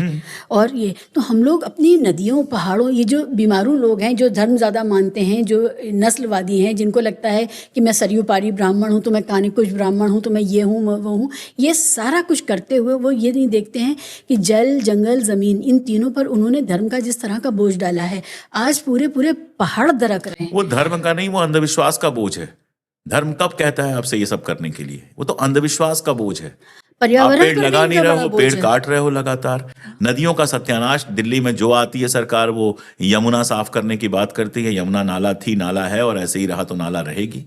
मैं जिस शहर का रहने वाला हूँ, एक छोटा सा तालाब था और बड़ा खूबसूरत सा तालाब था मेरे घर के पास में ही। छठ करने वालों ने उस तालाब को ऐसा खत्म किया है कि वो तालाब जो गंदा नाला बन के रह गया है और छठ के छठ काम आता है। शहरों की वाटर बॉडीज बर्बाद हो जा रही हैं। आप ये सोच ही नहीं पा रहे हो कि आप अपने देश का पूरा क्लाइमेट नष्ट कर रहे हो। केवल दिवाली की वजह से ये पोल्यूशन नहीं होता है हमारे यहाँ, लेकिन दिवाली एक बड़ी वजह बन जाती है। वो आपको सीखना पड़ेगा कि अचानक, जैसे आपको अगर डायबिटीज है तो एक कप चाय पी लेने से नहीं हो जाती है, लेकिन अगर आप 5 चाय लगातार पी लोगे एक ही टाइम में तो आपकी डायबिटीज हाइक करेगी। तो इट इज़ इंटर रिलेटेड। जब जिस समय डायबिटीज़ में स्पाइक आता है वो भी दिवाली।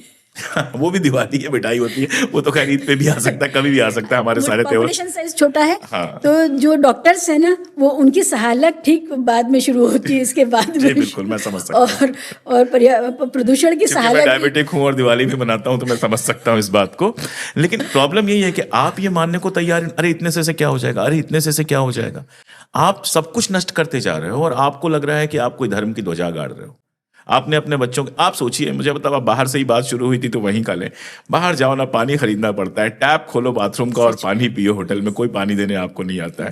यहाँ आप रेस्टोरेंट में किसी अच्छे खाने बैठो, 150 रुपए की पानी की बोतल देते हैं। आप वहाँ टैप वाटर मांगते हो, आपको आराम से टैप मिलता है। हमको हवा साफ करने का पैसा देना है, हमको पानी साफ करने का पैसा देना है। सबसे ज्यादा हम टैक्स दे रहे हैं, 25-30% हम टैक्स दे रहे हैं। सड़कें गंदी हमको मिलनी है, पार्किंग 500 रुपए 800 रुपए पार्किंग इस दिल्ली में हम 1 घंटे और 2 घंटे के दे रहे हैं। हम जब छोटे थे तो हमारी शिकायत ये, हमारे पेरेंट्स की शिकायत ये थी कि दूध वाला दूध में पानी मिला रहा है। अब हम तो पता चाहते नहीं क्या हैं कि मिला रहा है। पानी ही मिला हाँ, ले। पानी ही मिला है, अब तो पता नहीं क्या मिला रहा है वो। और अमूल के दही में फीकल मैटर है, मतलब तो इस मामले में तो शिबा ये सच है कि हम डंपिंग ग्राउंड बने हुए हैं। जो मल्टीनेशनल्स ब्रांड्स हैं, एफएमसीजीज हैं, आप बाहर टेस्ट कीजिए और यहाँ टेस्ट कीजिए। हम ज्यादा पैसा दे रहे हैं, कोका कोला का हम ज्यादा पैसा दे रहे हैं दुनिया में कहीं से भी, लेकिन हम शुगर का जूस पी रहे हैं यहाँ पर कोका कोला के नाम पे। आप मिडिल ईस्ट जाते हो, यूरोप को छोड़ दो, मिडिल ईस्ट जाते हो, कोका कोला का स्वाद बदल जाता है। चॉकलेट्स देखो आप। मैं डेयरी मिल्क लेके आया इस बार, मेरे यहाँ के बच्चों ने कहा, ऑफिस के बच्चों ने कहा, तो मैंने कहा डेयरी मिल्क लेके चलता हूँ।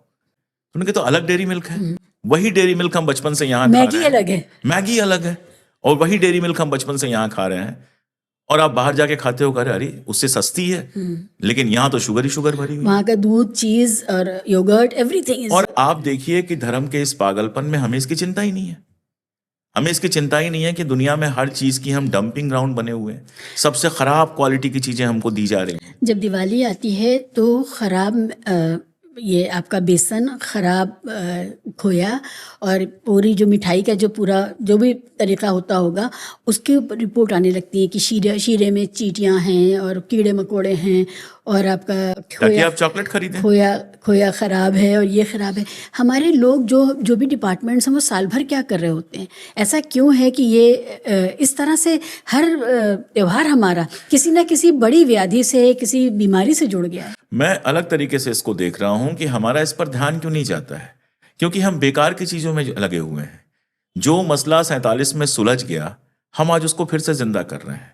एक मणिपुर के सांसद का वीडियो आया था शिवा, शायद आपने देखा हो, और कांग्रेस के वो सांसद हैं, प्रोफेसर हैं, वो खड़े हैं और वो ये कह रहे हैं कि इधर कुकी इलाका है, इधर मैतेई इलाका है, और मैं सांसद होने के बावजूद उस इलाके से इस इलाके में बिना सुरक्षा के नहीं जा सकता। आर्मी लगी है स्टेट के अंदर 2 इलाकों के बीच, और हमको आपको ये टुकड़े टुकड़े गैंग कहेंगे। टुकड़ा टुकड़ा तो ये कर रहे हैं। और जब इस तरह का पागलपन होगा तो कौन पानी पे ध्यान दे, कौन हवा पे ध्यान दे? जब 24 घंटे आपके दिमाग में है कि मुसलमान कैसे परेशान हो सकता है, तो अपनी परेशानी आपके सामने से निकल जाती है। आप देख ही नहीं पाते हो कि आपका बच्चा बीए कर लिया, एमए कर लिया और कहीं कोई रास्ता दिखाई नहीं दे रहा है, क्योंकि दिन रात फेसबुक और व्हाट्सएप और सब आपको बता रहा है कि मुसलमान की चूड़ी टाइट है। ये जो पागलपन भरा है, ये सारी चीजों के लिए जिम्मेदार है। ज्यादा पुरानी बात नहीं है, 12 साल पहले इन मुद्दों पे बात हो रही थी। पर्यावरण पे अच्छा खासा इस देश के अंदर बहस होती थी, फूड क्वालिटी पे बहस शुरू हो गई थी और बहुत सारा कुछ हुआ था। लेकिन 10 साल से याद कीजिए, कहीं कोई ऐसी बहस सुन रही हैं आप? वंदना शिवा एक जमाने में इतनी आर्टिकल लिखती थी, कहाँ है? अगर लिखती अब भी कुछ होंगी किसी फायदा नहीं, आर्टिकल कुछ नहीं, अगर लिखती भी होंगी उस आर्टिकल की कहीं चर्चा है? ये तो मैंने एक नाम लिया, ऐसे कितने लोग थे? और अभी खुल के देखिए, जो हैजार्डस इंडस्ट्रीज हैं वो भारत लाई जा रही हैं, उनको इजाजत मिल रही है। हैजार्डस स्क्रैप तो भारत आ ही रहा था, यही जिसके तो लिए है फांसी बात ना, कि धर्म के लड़ाई को आप आगे रखेंगे और उसके पर्दे में जो आपके पसंदीदा कैपिटलिस्ट हैं और थोड़े कम पसंदीदा भी हैं, उनको लूट की खुली छूट आप देंगे। जो आप कह रही थी कि लोअर मिडिल क्लास हमारा, वैसे तो हमारे यहाँ मिडिल क्लास जैसी कोई चीज़ है नहीं। या तो अमीर है या बहुत अमीर है, और गरीब है और बहुत गरीब है। हमारे यहाँ मिडिल क्लास नहीं है। मिडिल क्लास वो होता है जो अमीर वाले के थोड़ा पास जा सकता है।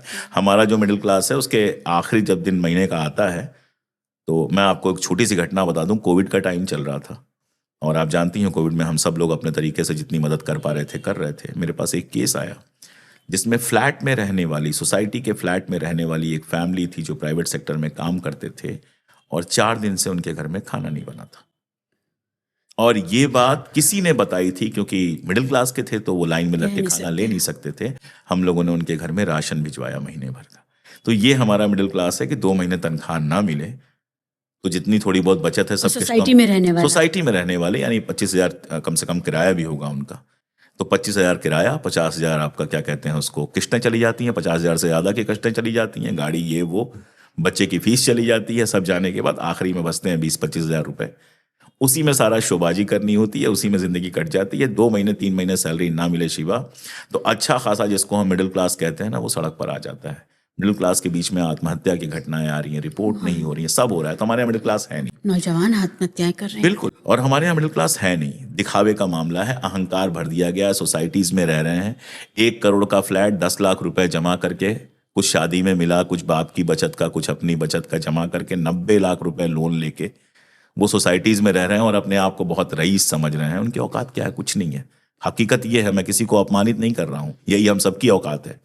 लेकिन इनके मन में अहंकार भर दिया गया है कि ये जो झाड़ू लगाने आ रहा है, ये जो तुम्हारे यहाँ चौकीदार खड़ा है, तुम इन सब के मालिक हो।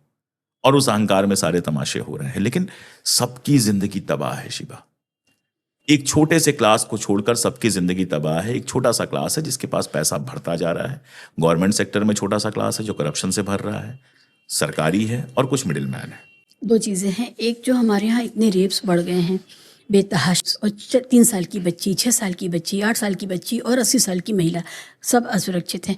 इसका भी इस अर्थव्यवस्था का जो बदहाली है, लोग शादी नहीं कर पा रहे हैं। एंगर से, हाँ, एंगर से कहीं ना कहीं है। हाँ, तो मुझे ये भी लगता है कि ये जो गिरावट आई है, चरित्र की गिरावट, जिसमें इंसान देख नहीं पा रहा है कि 3 साल की बच्ची है, इसका भी संबंध हमारे युवाओं की बेरोजगारी से, हमारे लोगों के ज़िंदगी में कुछ भी नहीं है। अब उन्होंने मुझे लगता है जैसे किसी को लेबनान में एक ज़माने में हम ये सुनते थे कि वो इतनी ज़्यादा सिगरेट पीते हैं, उनसे वो कैंसर के आर्गुमेंट को इसलिए नहीं कहते हैं कि before cancer comes American bombs will take अस।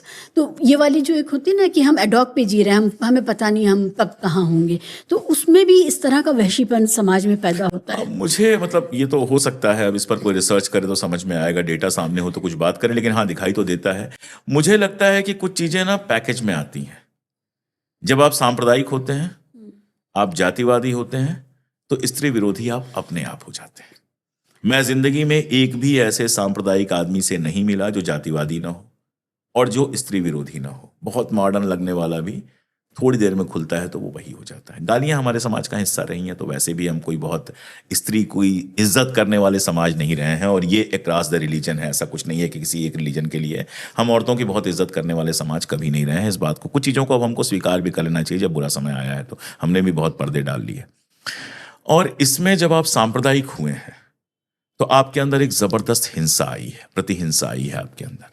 आप कुछ भी करना चाहते हैं। आज मैं एक वीडियो देख रहा था अभी कुछ दिन पहले, तो एक लेडी को आइसक्रीम कहीं से खरीदा और उसमें सुराख मिला, है ना, तो उसने कहा वो मुसलमान होगा।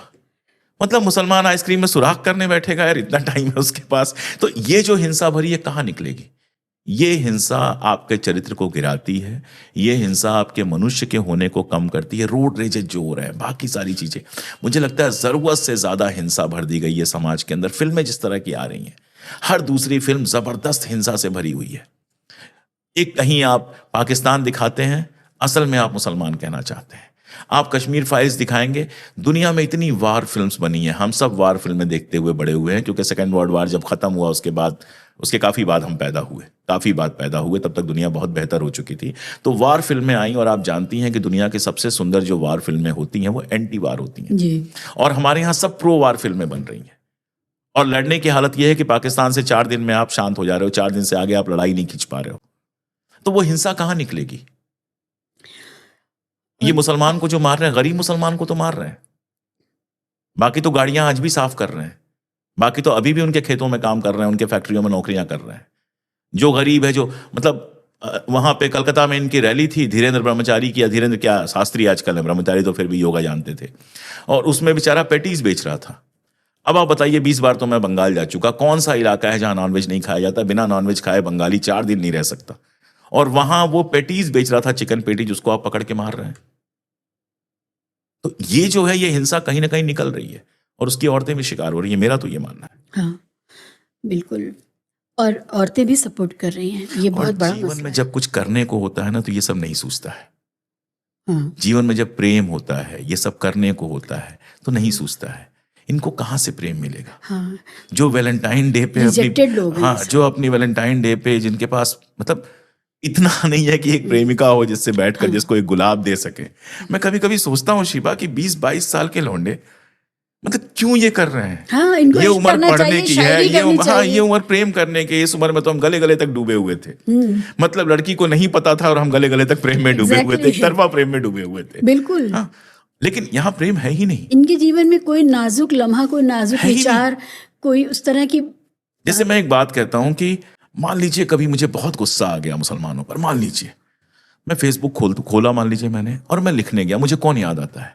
मुझे मेरा दोस्त याद आएगा, उसकी अम्मी याद आएंगी, आपा याद आएंगी, पापा के दोस्त याद आएंगे, और लगेगा यार उन्होंने पढ़ा तो फिर कैसा लगेगा। या कॉलेज की कोई दोस्त याद आएगी कि यार उससे तो थोड़ा सा इश्क किया था, उसने पढ़ा तो उसको कैसा लगेगा।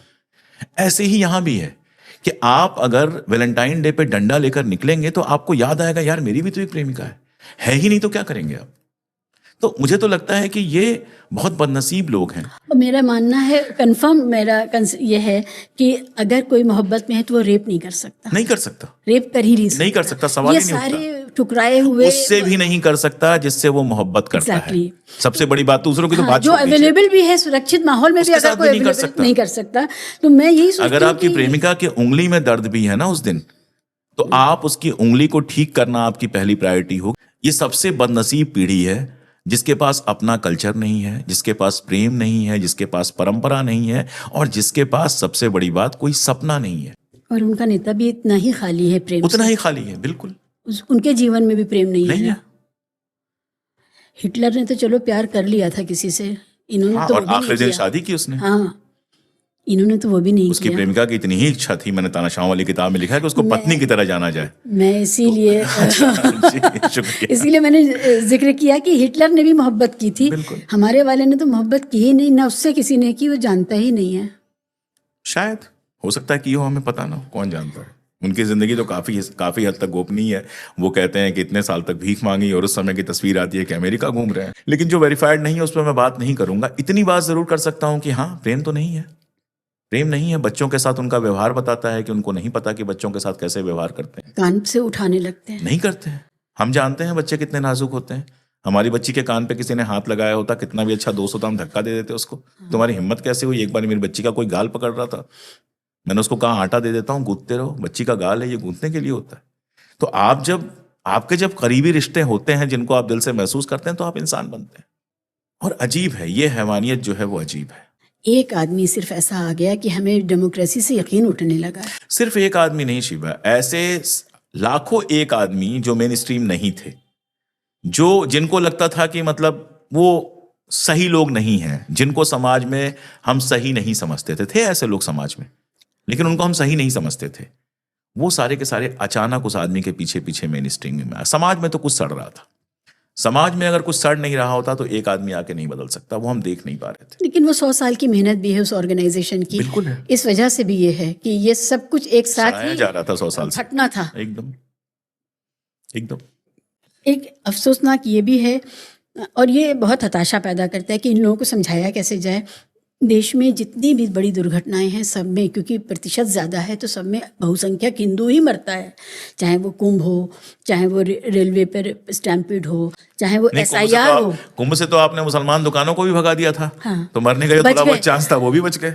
और साजिशकर्ता के तौर पे भी नहीं आप उनको कुछ नहीं कर सकते, इम्प्लीकेट कर क्योंकि थे ही सके, वरना आप कहते हैं इन्होंने साजिश की है, तो भाई बिल्कुल, हमें यही लगता है कि चलो योगी साहब ने बचा लिया मुसलमानों को। लेकिन आप ये देखिए SIR में या जब नोटबंदी हुई उसमें जो अधिकारियों ने, बैंक अधिकारियों ने आत्महत्याएं की, व्यापम घोटाले में जितनी 100 से ज़्यादा आत्महत्याएं या हत्याएं हुई उसमें आप देखिए। तो ये जितने भी घटनाक्रम हैं, प्राकृतिक हो, ये सब नहीं, प्राकृतिक तो उसमें कोई नहीं है, सभी मैन मेड है इन सब में। लेकिन कोविड में भी जिस तरह लोग मरे और उसमें भी लोग कहते हैं कि गुजरात में जो पुल गिरा था, पुल गिरा, 150 लोग मरे थे, उसमें एक मुसलमान नहीं था, सारे हिंदू थे, लेकिन उस पर कोई बात नहीं हुई मीडिया में। मोरबी वाला? हाँ, मोरबी वाले में एक अच्छा। मुसलमान नहीं था उसमें। मैं ये सोचती हूँ कि बात ये लोगों को अपना भी नहीं दिखता, या ये सोच चुके अपना मानते कहाँ हैं आप, टूल हैं। अपना अगर मानते, जनता को तो दिखे, जनता तो जनता के साथ एक काम बहुत मजेदार किया गया है कि उसको आपस में ही इतना भिड़ा दिया गया है, सैडिस्टिक प्लेजर एक क्रिएट कर दिया गया है। एक आपको बताऊं, एक बीच में प्रोफेसर्स की तनख्वाह वनख्वाह बढ़ने का कोई न्यूज़ था, 3-4 साल पुरानी बात है, और मैंने देखा कि उस पर सारे लोग गालियां दे रहे हैं कि ये करते क्या है, इनकी तनख्वाह क्यों बढ़ाई जा रही है, ये क्यों किया जा रहा है, वो क्यों किया जा रहा है। प्राइवेट सेक्टर में बढ़ेगा तो सरकारी सीना पीटने लगेगा, सरकारी में बढ़ेगा तो प्राइवेट सीना पीटने लगेगा। तो सैडिस्टिक प्लेजर में आपको दे दिया गया है। दूसरों के दुख से जब आप खुश होना शुरू कर देते हो तो वो दूसरा कोई भी हो सकता है। जब तक हमारे ऊपर नहीं आई है हम खुश हैं। आप तो बुलडोजर देखिए ना, बीजेपी के नेताओं के घर बुलडोजर से गिराए गए, फिर वो सीना पीट रहे हैं। उसके पहले बड़ा मजा आ रहा था कि दलितों के घर गिर रहे हैं, तो बड़ा मजा आ रहा है मुसलमान। आप ये सोच ही नहीं पा रहे हो कि यार एक आदमी 20 साल मेहनत करता है तो एक आशियाना बना पाता है। वो शेर उनका कितना फेमस है कि लोग टूट जाते हैं एक घर बनाने में तो उफ भी नहीं करते आशियां जलाने, वो बशीर बद्र साहब का। तो आप ये सोच ही नहीं पाते हो, आप तो दूसरों के दुख में खुश हो रहे हो। तो जब तक आपके ऊपर नहीं आ रहा है आप ठीक हो, कोई फर्क नहीं पड़ रहा है। दूसरा शिवा मीडिया, अगर मोरबी का कांड 2014 के पहले हुआ होता ना तो प्रधानमंत्री माफी मांगते वहां जाके और 2-4-10 इस्तीफे हो गए होते। यहाँ तो मीडिया खा जाएगा, मीडिया डमरू दिखा रहा है, डमरू में मस्त रही है, मीडिया दिखा रहा है प्रधानमंत्री ऐसे धार्मिक हैं कि पूछिए मत आप, क्या फर्क पड़ता है। मीडिया ने माहौल बना दिया कि जवाहरलाल नेहरू ने तो सरदार पटेल को भेजा नहीं था, वहां जाने नहीं दे रहे थे। अरे जवाहरलाल नेहरू तो कभी किसी मस्जिद में भी नहीं गए, जवाहरलाल नेहरू किसी मजार पे भी नहीं गए, वो तो भाखड़ा नांगल बांध बना रहे थे, उसको नया मंदिर कह रहे थे। हाँ, जब उनकी पत्नी मरी तो राख रख ली थी और कहा कि जब मैं मरूंगा तो दोनों राख को एक साथ बहा देना। वो उनका धर्म था, वो उनका प्रेम था, जिसका प्रदर्शन करने की जरूरत नहीं थी। वो नहीं चाहते थे कि उसका प्रदर्शन किया जाए। मौलाना साहब तो इतने बड़े इस्लाम के आलिम फाजिल थे ना, जरा उनकी तस्वीरें मुझे दिखाइए मस्जिद में नमाज पढ़ते हुए, एक दिखा दे कोई, मैं कहता हूं। जबकि जाते थे मस्जिद, लेकिन वो फोटोग्राफी की चीज नहीं थी। और जब एक बार मिनिस्टर बन गए तो अपने घर में नमाज पढ़ते थे। आप तो जानती हैं कि रोज मस्जिद जाना किसी कहीं नहीं लिखा, कहीं आपके हदीस में भी नहीं लिखा कि आपको रोज जाना पड़ेगा। हज करने नहीं जा रहे हैं, दरगाहों पर नहीं जा रहे हैं, ऐसा कुछ वहां नहीं। तो वो पैदा हुए थे, मक्का में तो वो पैदा हुए थे, तो वो क्या कहाँ जाते। मैं ये कह रहा हूं कि पूरी सरकार ऐसी बनाई गई थी कि धार्मिक प्रदर्शन हम नहीं करेंगे, धर्म को मानिए, अपने घर में मानिए। और यहां पूरी सरकार सिर्फ धार्मिक प्रदर्शन करेगी, काम कुछ मत करिए। वित्त मंत्री रक्षा पे बोलेगा, रक्षा मंत्री वित्त पे बोलेगा, गृह मंत्री दुनिया के हर इशू पे बोलेगा, और प्रधानमंत्री तो क्या बोलेगा वो किसी के समझ में नहीं आएगा। कोई ऐसी विपदा, कोई ऐसी दुर्घटना नहीं है जिसमें प्राइम मिनिस्टर ने ये सोचा हो कि नहीं हमें जाना चाहिए। एयर इंडिया का गुजरात था उनका, अहमदाबाद था। एयर इंडिया का जहाज गिरा और सिर्फ एयर इंडिया के लोग नहीं मरे, मेडिकल हॉस्टल के ऊपर गिरा जिसमें हमारे बडिंग डॉक्टर्स मरे। आप छोड़िए प्रधानमंत्री को, कोई बड़ा मिनिस्टर बता दीजिए जो वहां गया होगा। आपके सारे फोटोग्राफ जो हैं वो खुशनुमा माहौल में आने चाहिए। जहां दर्द होगा वहां आप तभी जाएंगे जब खुशनुमा कुछ उसका निकाला जा सके। और दर्द सिर्फ उनका अपना है, वो रोते हैं अपने लिए कि मुझे गाली दी जाती है 1 किलो, मुझे ये होता है वो होता है, मेरे साथ ऐसा हुआ, मेरी माँ बर्तन मांजती थी, मैं गरीब था। मतलब लाखों का सूट पहनते हैं जब मैं आप। तानाशाहों पे लिख रहा था तो एक बड़ी मजेदार चीज मिली कि कॉमन क्या था। आपने करते हैं बात उस पर, किताब पे बात नहीं करेंगे, बाद में कर लेंगे। कोई तानाशाह ये नहीं कहता था कि मैं बोल रहा हूं, सारे कहते थे हिटलर बोल रहा है, मुसोलिनी बोल रहा है। तो वो अपने आप को जब आप थर्ड पर्सन करके देखते हो और उस थर्ड पर्सन की आप पूजा करते हो, तो हमारे हिंदी में आत्ममोह कहते हैं, मैग्लोमेनिया कहते हैं।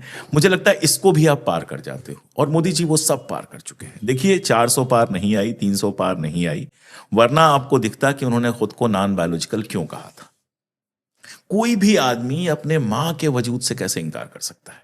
कोई भी बड़ा से बड़ा बुरा आदमी होता है, वो भी मां के सामने थोड़ा सा, या मां के जाने पर थोड़ा सा नम्र हो जाता है। जिसकी मां मर चुकी हो, वो तो मां को सिर्फ इमोशंस के साथ याद कर सकता है, और ये कहना कि मैं नॉन बायोलॉजिकल हूं, ये तो मां के वजूद से इनकार करना और है। माँ को गुजरे ज्यादा वक्त भी नहीं हुआ अभी था। तो हाल की बात थी, माँ के साथ उनका सारा कुछ इंटरेक्शन वो कैमरे के लिए कैमरे है। का था, दिखा यही, अब अंदर से क्या है पता नहीं, लेकिन दिखा तो यही कि मां के साथ कौन कैमरा लेके जाता है भाई, और वो भी 9 कैमरे, हर एंगल से फोटो खींचे जा रहे हैं।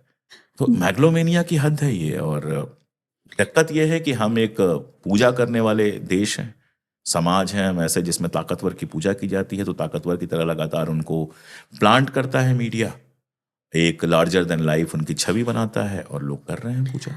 भारत के लोगों को एक हार्ड मास का संवेदनशील प्राइम मिनिस्टर क्यों नहीं चाहिए? उनको क्यों लगता है कि हमारा प्राइम मिनिस्टर ऐसा हो, नेता ऐसा हो जो सबको क्या कुचल हुआ दे? शिवा जी, शुरुआत बड़ी गड़बड़ हो गई। हम्म। नेहरू जी जब सत्ता में आए ना, उन्होंने बहुत बड़ी गलती कर दी। उस समय जितने लोग आए, जहां जहां आए, आप देखिए हर जगह तानाशाही लगी। पाकिस्तान में जिन्ना साहब चाहते थे डेमोक्रेसी, लेकिन लियाकत साहब को मारा गया, उसके बाद जो है सब जानते हैं। बर्मा में, बाकी जगहों पर, यूरोप, क्या कहते इजिप्ट हैं, में, युगोस्लाविया में, पूरा हर जगह। पूरा हर जगह, जहां जहां नेहरू के साथ आज़ादी आई 47-48 के आसपास, या 40s में, चाहे वो चाइना हो, चाहे हर जगह तानाशाही आई। तो वो सारे लोग परेशान हैं लोकतंत्र के लिए कि भाई लोकतंत्र चाहिए, तड़प रहे हैं।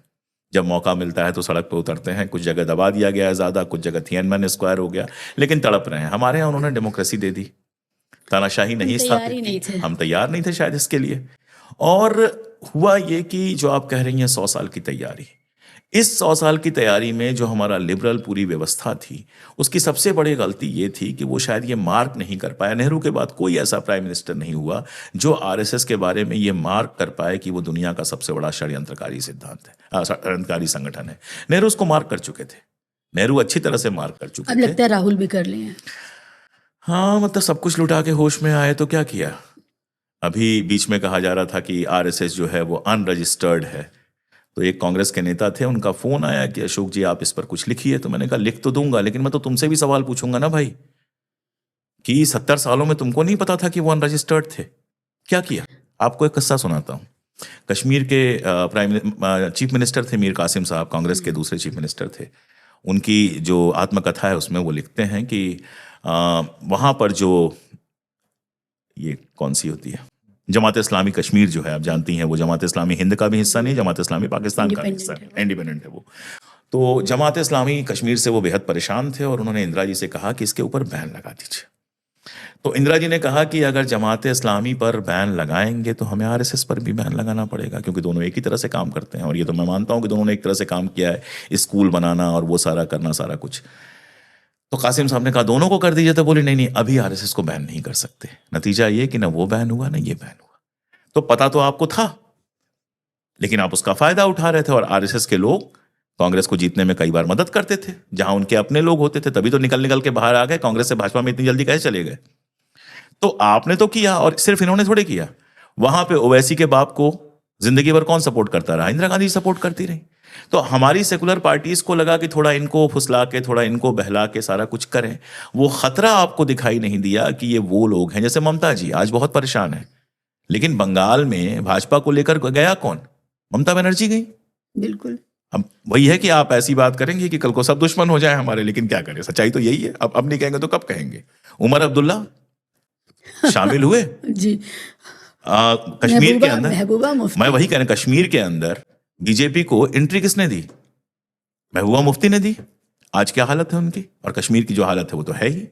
तो हमारी जो सेकुलर पॉलिटिक्स थी उसने पूरा महाराष्ट्र आप देखिए ना, शरद पवार। पूरा महाराष्ट्र, आप बिहार देख लीजिए। मतलब मुझे तो बीच में गुस्सा आने लगा था कि नीतीश कुमार बाहर आए तो सेकुलर कैसे हो जाएंगे। ये तो वही बात हुई ना कि आप रिश्ते में रहें और बाहर निकल के कुंवारे कह दें खुद को। आप जब बीजेपी के साथ 4 साल राज कर चुके हैं तो आप सेकुलर कैसे हो सकते हैं। ये जो एक सीधा, जो अब राहुल गांधी कह रहे हैं, जो अब अखिलेश कह रहे हैं, जो अब कई लोग कह रहे हैं, ये बात समझने में 60 साल नहीं लगने थे। दरअसल 60 साल सत्ता भोगने में चले गए, 60 साल आपने विचारधारा को कभी उस तरह से केंद्र में रखा ही नहीं। शिवा कितना याद किया गांधी नेहरू को, जन्मदिन आया माला पहना दी, ये बात खत्म। अब ज्यादा याद किया, आप ज्यादा याद कर रहे हैं और हमारे आप जैसे लोग ज्यादा याद कर रहे हैं। उसके बाद इन्होंने शुरू किया, मैं तो यहां पर खुल के कह सकता हूं कि जब अटैक शुरू हुआ तो हमारे आप जैसे लोगों ने पहले मुकाबला किया, ये तो बाद में आए। तो आरएसएस को पनपने के लिए पूरी जमीन तो आपने उपलब्ध कराई। गली गली शाखा लग रही थी, आपको नहीं पता था उस शाखा में क्या पढ़ाया जा रहा है। मैं यूनिवर्सिटी में पढ़ता था, ये मैं 20 जगह किस्सा सुना चुका हूं। मेरे कमरे में एक बंदा आता है और मैंने गांधी को क्यों मारा हिंदी में मेरे कमरे में रख के चला जाता है, पैसे तक नहीं लेता है मुझसे। तो वो इस तरह से प्रचार कर रहे थे, क्या इनको पता नहीं था? आपने करने दिया।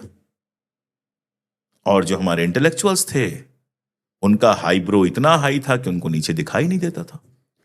कांग्रेस के लोगों के साथ यही प्रॉब्लम है। कांग्रेस लेफ्ट दोनों का, लेफ्ट के इंटेलेक्चुअल्स, आप जमीन की बात करते हैं, आपने इतना हाईब्रो रखा। आपकी तो अंग्रेजी भी, अंग्रेजी वालों को, सामान्य गोरखपुर देवरिया के अंग्रेजी वालों को आपकी अंग्रेजी समझ में नहीं आती है। हिंदी तो आपने सोचा ही नहीं, बंगाली आपने, सारे बड़े इंटेलेक्चुअल्स बांग्ला के हैं। बंगाली में लिखा, हिंदी वालों ने हिंदी में लिखा, वो लिख रहे थे हिंदी में, वो लिख रहे थे बांग्ला में, वो मराठी में लिख रहे थे, कॉमन सेंस बना रहे थे अपनी आइडियोलॉजी से। वो कैच देम यंग कर रहे थे। यस। और आप कैच देम रिच कर रहे थे। तो फर्क था, उसका नतीजा सामने है। इस समय जब डेमोक्रेसी से लगता है अब कुछ भी नहीं मिलने वाला है, तो हमारे पास दूसरे ऑप्शंस क्या है सब जनता के मिलेगा, तौर इसी पे? डेमोक्रेसी से सब मिलेगा। ये मैं आपसे पूरी हिम्मत के साथ, नॉट फॉर डेमोक्रेसी नहीं, सब डेमोक्रेसी के लिए हैं। डेमोक्रेसी ह्यूमन, मुझे लगता है कि ह्यूमन प्रवृत्ति के बहुत करीब है। और आज देखिए, सबके बावजूद अगर हम आप बात कर पा रहे हैं, सबके बावजूद अगर तानाशाही उस लेवल पर नहीं पहुंची है जिस लेवल पर वो चाहते हैं, मैं ये नहीं कह रहा हूं तानाशाही नहीं है, लेकिन उस लेवल तक अभी भी नहीं पहुंची है जिस लेवल तक वो चाहते हैं, तो उसके पीछे हमारा 70 सालों का लोकतंत्र है। लोगों को विरोध करने आता है, बहुत चाह के भी वो बहुत कुछ लागू नहीं कर पाते हैं, कई बार कदम उनको पीछे खींचने पड़ते हैं। निकलेगा सब कुछ। समस्या बस यही है कि हमारी संस्थानों पर जिस तरह से कब्जा किया गया है, चाहे वो इलेक्शन कमीशन हो, बाकी सब हो, उसके रास्ते कैसे निकलेंगे? तानाशाही में यही तो होता है। यही होता है।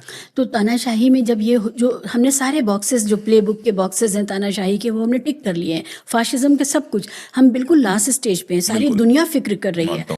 20वीं सदी के तानाशाह में थोड़ी सी गुंजाइश करके 21वीं सदी को क्यों नहीं शामिल कर लिया? कर लेते तो बड़ा मसला हल हो जाता। अब इसके लिए बहुत रुकना पड़ेगा। नहीं, एक तो 21वीं सदी पूरी नहीं हुई है, पहली बात ये। दूसरी बात ये कि दो वजह थी इसकी। पहली वजह तो ये थी कि मैं लोगों को ये बताना चाहता था कि तानाशाही आती कैसे है, समाज के अंदर कैसे आती है, और उसके बाद राजनीति में कैसे जाती है, और फिर जब ख़त्म होती है तो उसका असर कितना गहरा होता है।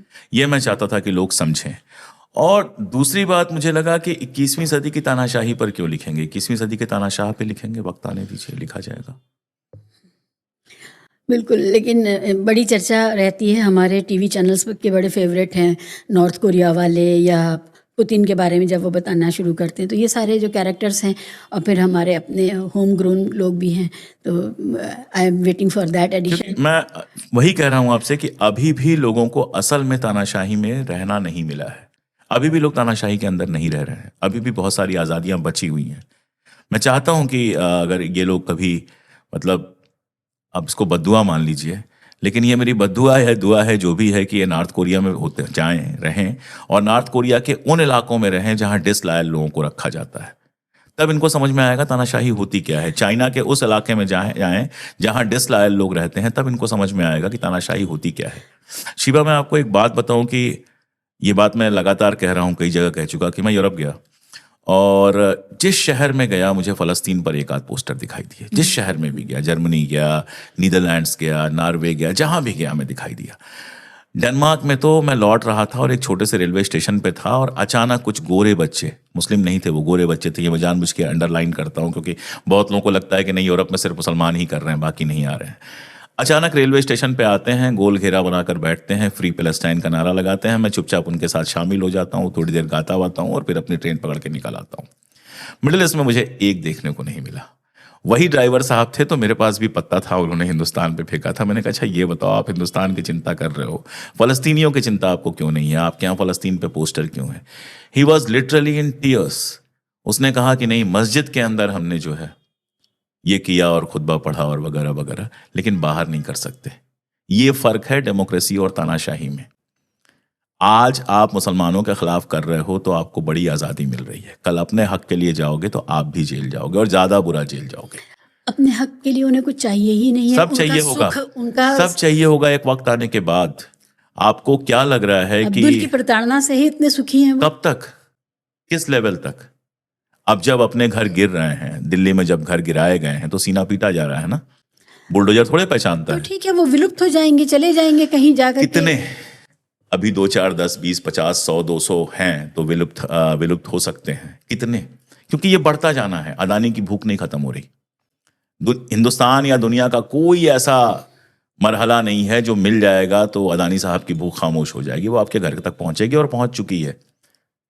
बमुश्किल 10 साल और इस देश के मिडिल क्लास को ये एहसास होगा जो हमको है कि तुम बेसिकली गरीब क्लास हो। मैं आपको कह रहा हूं, पेंशन खत्म कर दी, लोग खुश हैं।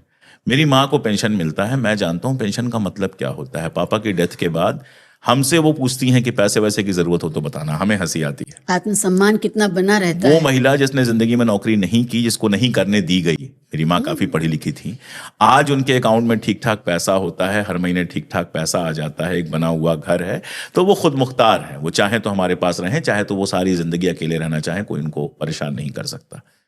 आज जो पीढ़ी हमारी है, जब रिटायर होगी और पेंशन नहीं होगी, 2 कमरे के घर में रह रही है, वहां से उनके बच्चे उनको बेदखल करेंगे या बच्चों के रहने के लिए जगह नहीं होगी, पता नहीं क्या क्या होगा। मैं किसी को दोषी नहीं मानता, इतने सारे परमुटेशन कॉम्बिनेशन है। मैं कई बार कहता हूं कि अगर एक ही कमरे का मकान है तो कहां से माँ बापों को ला के रख ले? अगर उसकी औकात ही नहीं है तो चाह के भी, कितना भी दिल में प्रेम हो, कैसे ला के रख लेगा वो?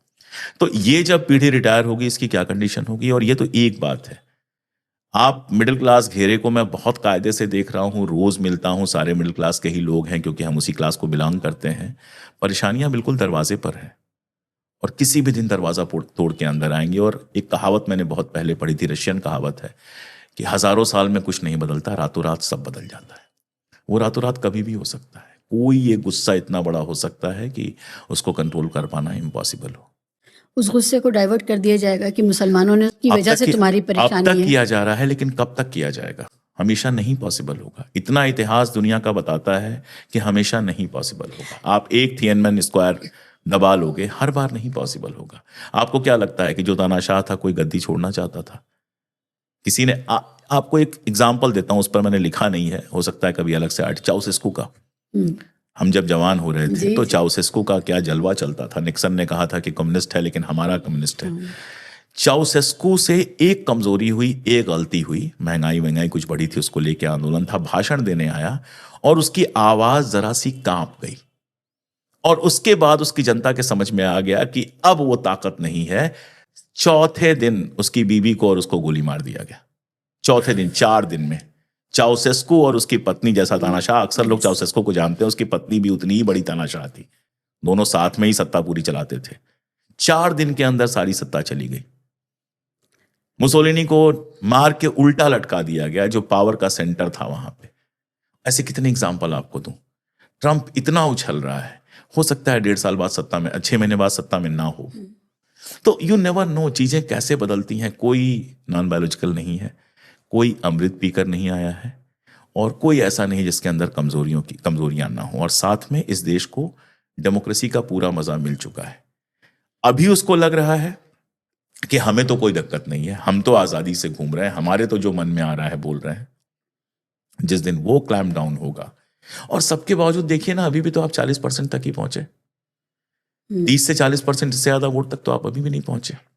अभी भी साउथ इंडिया आपके लिए बेगाना है।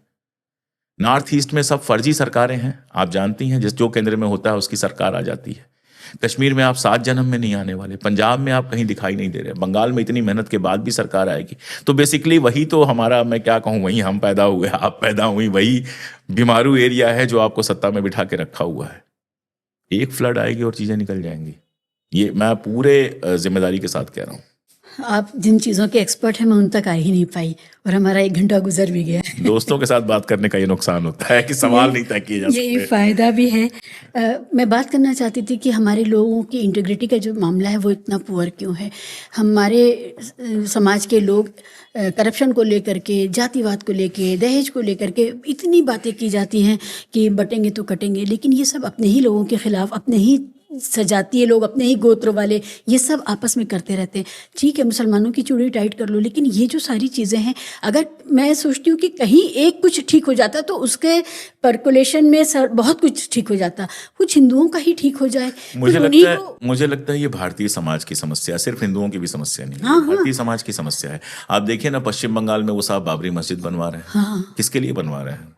सब जानते हैं किसके लिए। अगर आपके अंदर इतनी ताकत और इतनी आपको मोहब्बत है तो, और चुनाव से ठीक पहले आप बाबरी मस्जिद, अयोध्या की मस्जिद वहां क्यों बना रहे हैं? अयोध्या में जल्दी से जल्दी बन जाए, इसकी कोशिश कीजिए ना आप। अयोध्या में तो जमीन दी हुई है ना, वहां क्यों नहीं बन रही है? उसके लिए आके मूवमेंट चलाइए आप।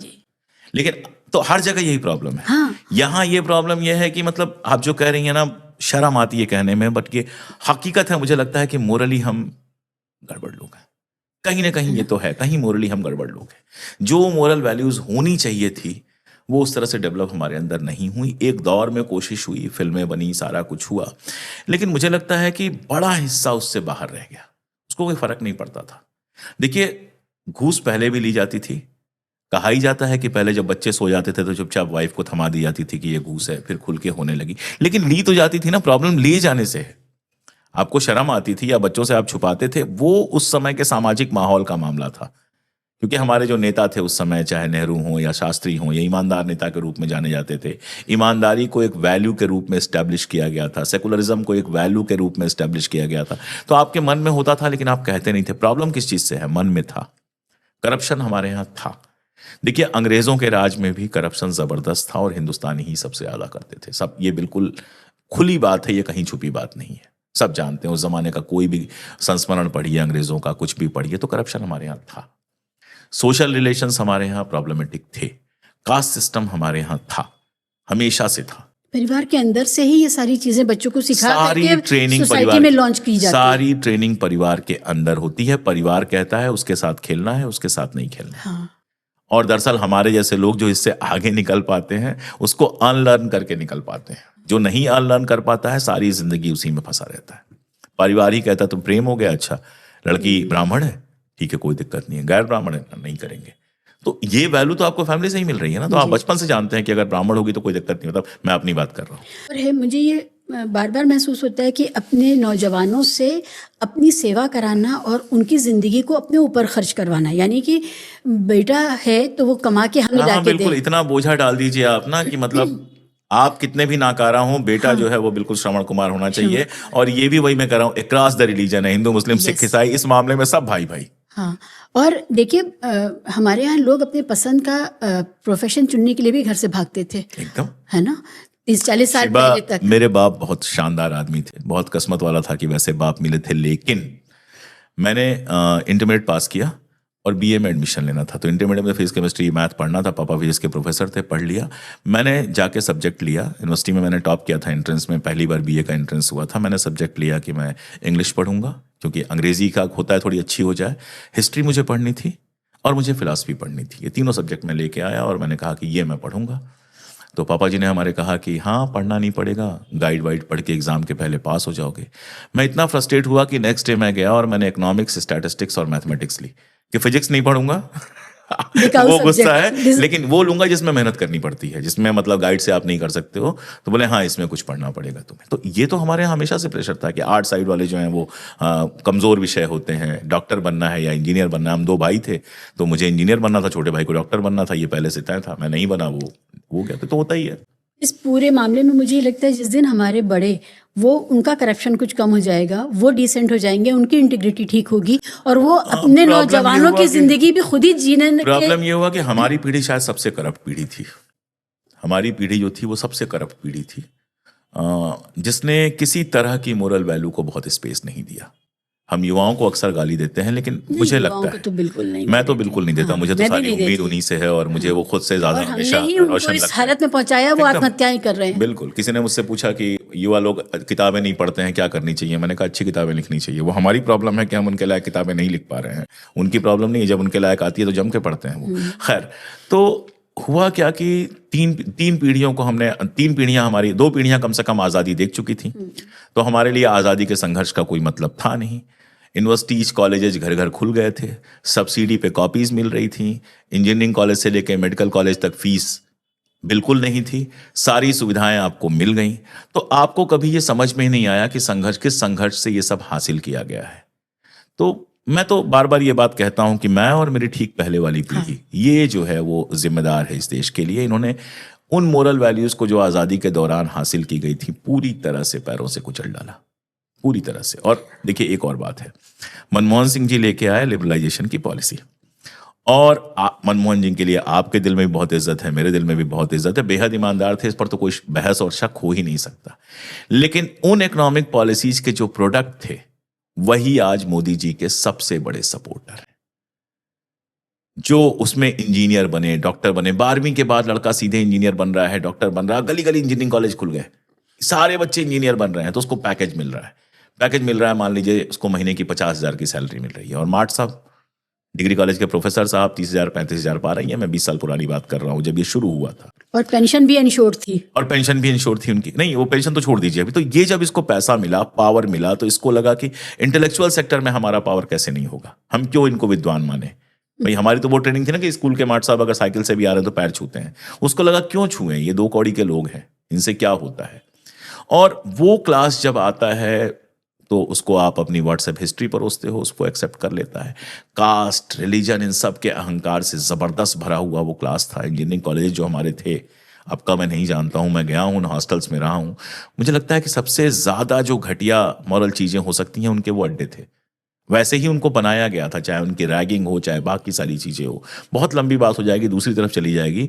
लेकिन मेरा अपना मानना है कि 90s में जो पॉलिसीज लागू की गई और जिस तरह से लागू की गई वो भी बहुत ज्यादा डिस्पेंसेबल इनकम ने हमें खराब कर दिया। हाँ, और वही टाइम है जब आरएसएस उभरना शुरू करता है। वही 90s में आप पॉलिसीज लाते हैं और उसी समय ये उभरना शुरू करता है। दोनों के बीच में बहुत गहरा रिश्ता है। कुल मिला के हमें घी हजम नहीं हुआ। यस, वही तो मैंने कहा, घी हजम नहीं हुआ। अभी हमें थोड़े दिन तक जो है सरसों का तेल खिलाना चाहिए था, कड़वा वाला। अभी भी बहुत से घरों में बाप की पेंशन से घर चल रहा है और बेटा इसमें लगा हुआ है, रैलियों में, पॉलिटिकल रैली में लगा हुआ है, और वो गौ हत्या के नाम पर लिंचिंग में लगा हुआ है। जब ये पेंशन भी नहीं होगी तब क्या होगा, सोचिए। यही सोच रही हूँ कि कितना क्राइम बढ़ने वाला है। यूं ही एक अच्छा खासा दिखता हुआ नौजवान चाकू लेकर के निकलेगा और आज के लिए अपनी जिंदा रहने लेकिन के कुछ लिए। अच्छी घटनाओं पे भी बात करना चाहिए। कुछ दिन पहले की बात है, गाजियाबाद में एक साहब हिंदू रक्षा दल के थे और वो एक टेलर की शॉप पे पहुंचे, तो उसने अपना पूरा नाम नहीं लिखा हुआ था। इन लोगों को पूरा नाम चाहिए, मतलब कि नाम कपड़ा सिलेगा या हाथ कपड़ा सिलेगा। खैर, हम जिनसे कपड़ा सिलवाते थे आज तक तो हमें उनका नाम ही नहीं पता है। टेलर्स का नाम पता है, शक्ल याद है, मास्टर जी कहते थे, लेकिन उनको नाम चाहिए था। उन्होंने तमाशा शुरू किया।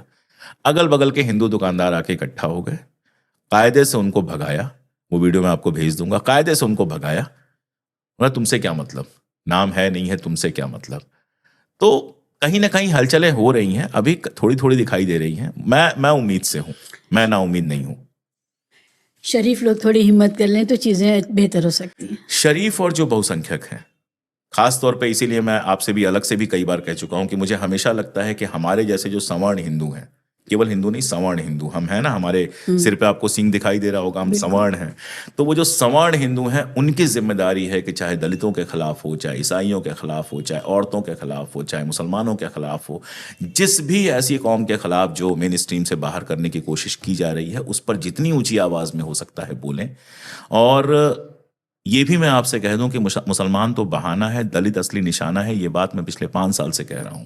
ये एक बार दोबारा मनुस्मृति और सवर्ण राज लाने की आखिरी कोशिश है शिवा। ये कोशिश अगर हमने ना कामयाब होने दी, ये कोशिश अगर हमने जीत ली, तो फिर ये कोशिश खत्म हो जाएगी और सवर्ण भी इंसान बन जाएंगे। सवर्णों को हैवान में कन्वर्ट किया जा रहा है। सवर्णों के अंदर के लिबरलिज्म को खत्म करने के लिए जान लगाई जा रही है। जब हमसे कोई कहता है ब्राह्मण होकर ऐसी बात करते हो, तो बेसिकली वो क्या कह रहा है कि ब्राह्मण से वो उम्मीद करता है कि वो मुसलमानों से नफरत करे, वो दलितों से नफरत करे, वो जाति श्रेष्ठता की बात करे, वो धार्मिक श्रेष्ठता की बात करे, वो बलात्कारी होने की बात करे। तो अगर ब्राह्मण और ठाकुर और क्षत्रिय और जो इस तरह के लोग हैं जो तथाकथित सवर्ण हैं, वो अगर अपने बच्चों को इस गिरावट से बचा लें और खुद को बचा लें, इंसान बना दें, तो वो ऑस्ट्रेलिया में भी चैन से रहेंगे, यूरोप में भी चैन से रहेंगे, मिडिल ईस्ट में भी रहेंगे और अपने घर में भी चैन से रहेंगे। दरअसल ये सब उनके बच्चों के भविष्य को भी बर्बाद किया जा रहा है। उनके पास कोई ऑप्शन नहीं है शीबा, जो पॉपुलेशन है, जो सिचुएशन है, कोई ऑप्शन नहीं है इसका कि वो सबके साथ मिलजुल के रहें। ये बात जितनी जल्दी समझ में आ जाए उतना अच्छा है।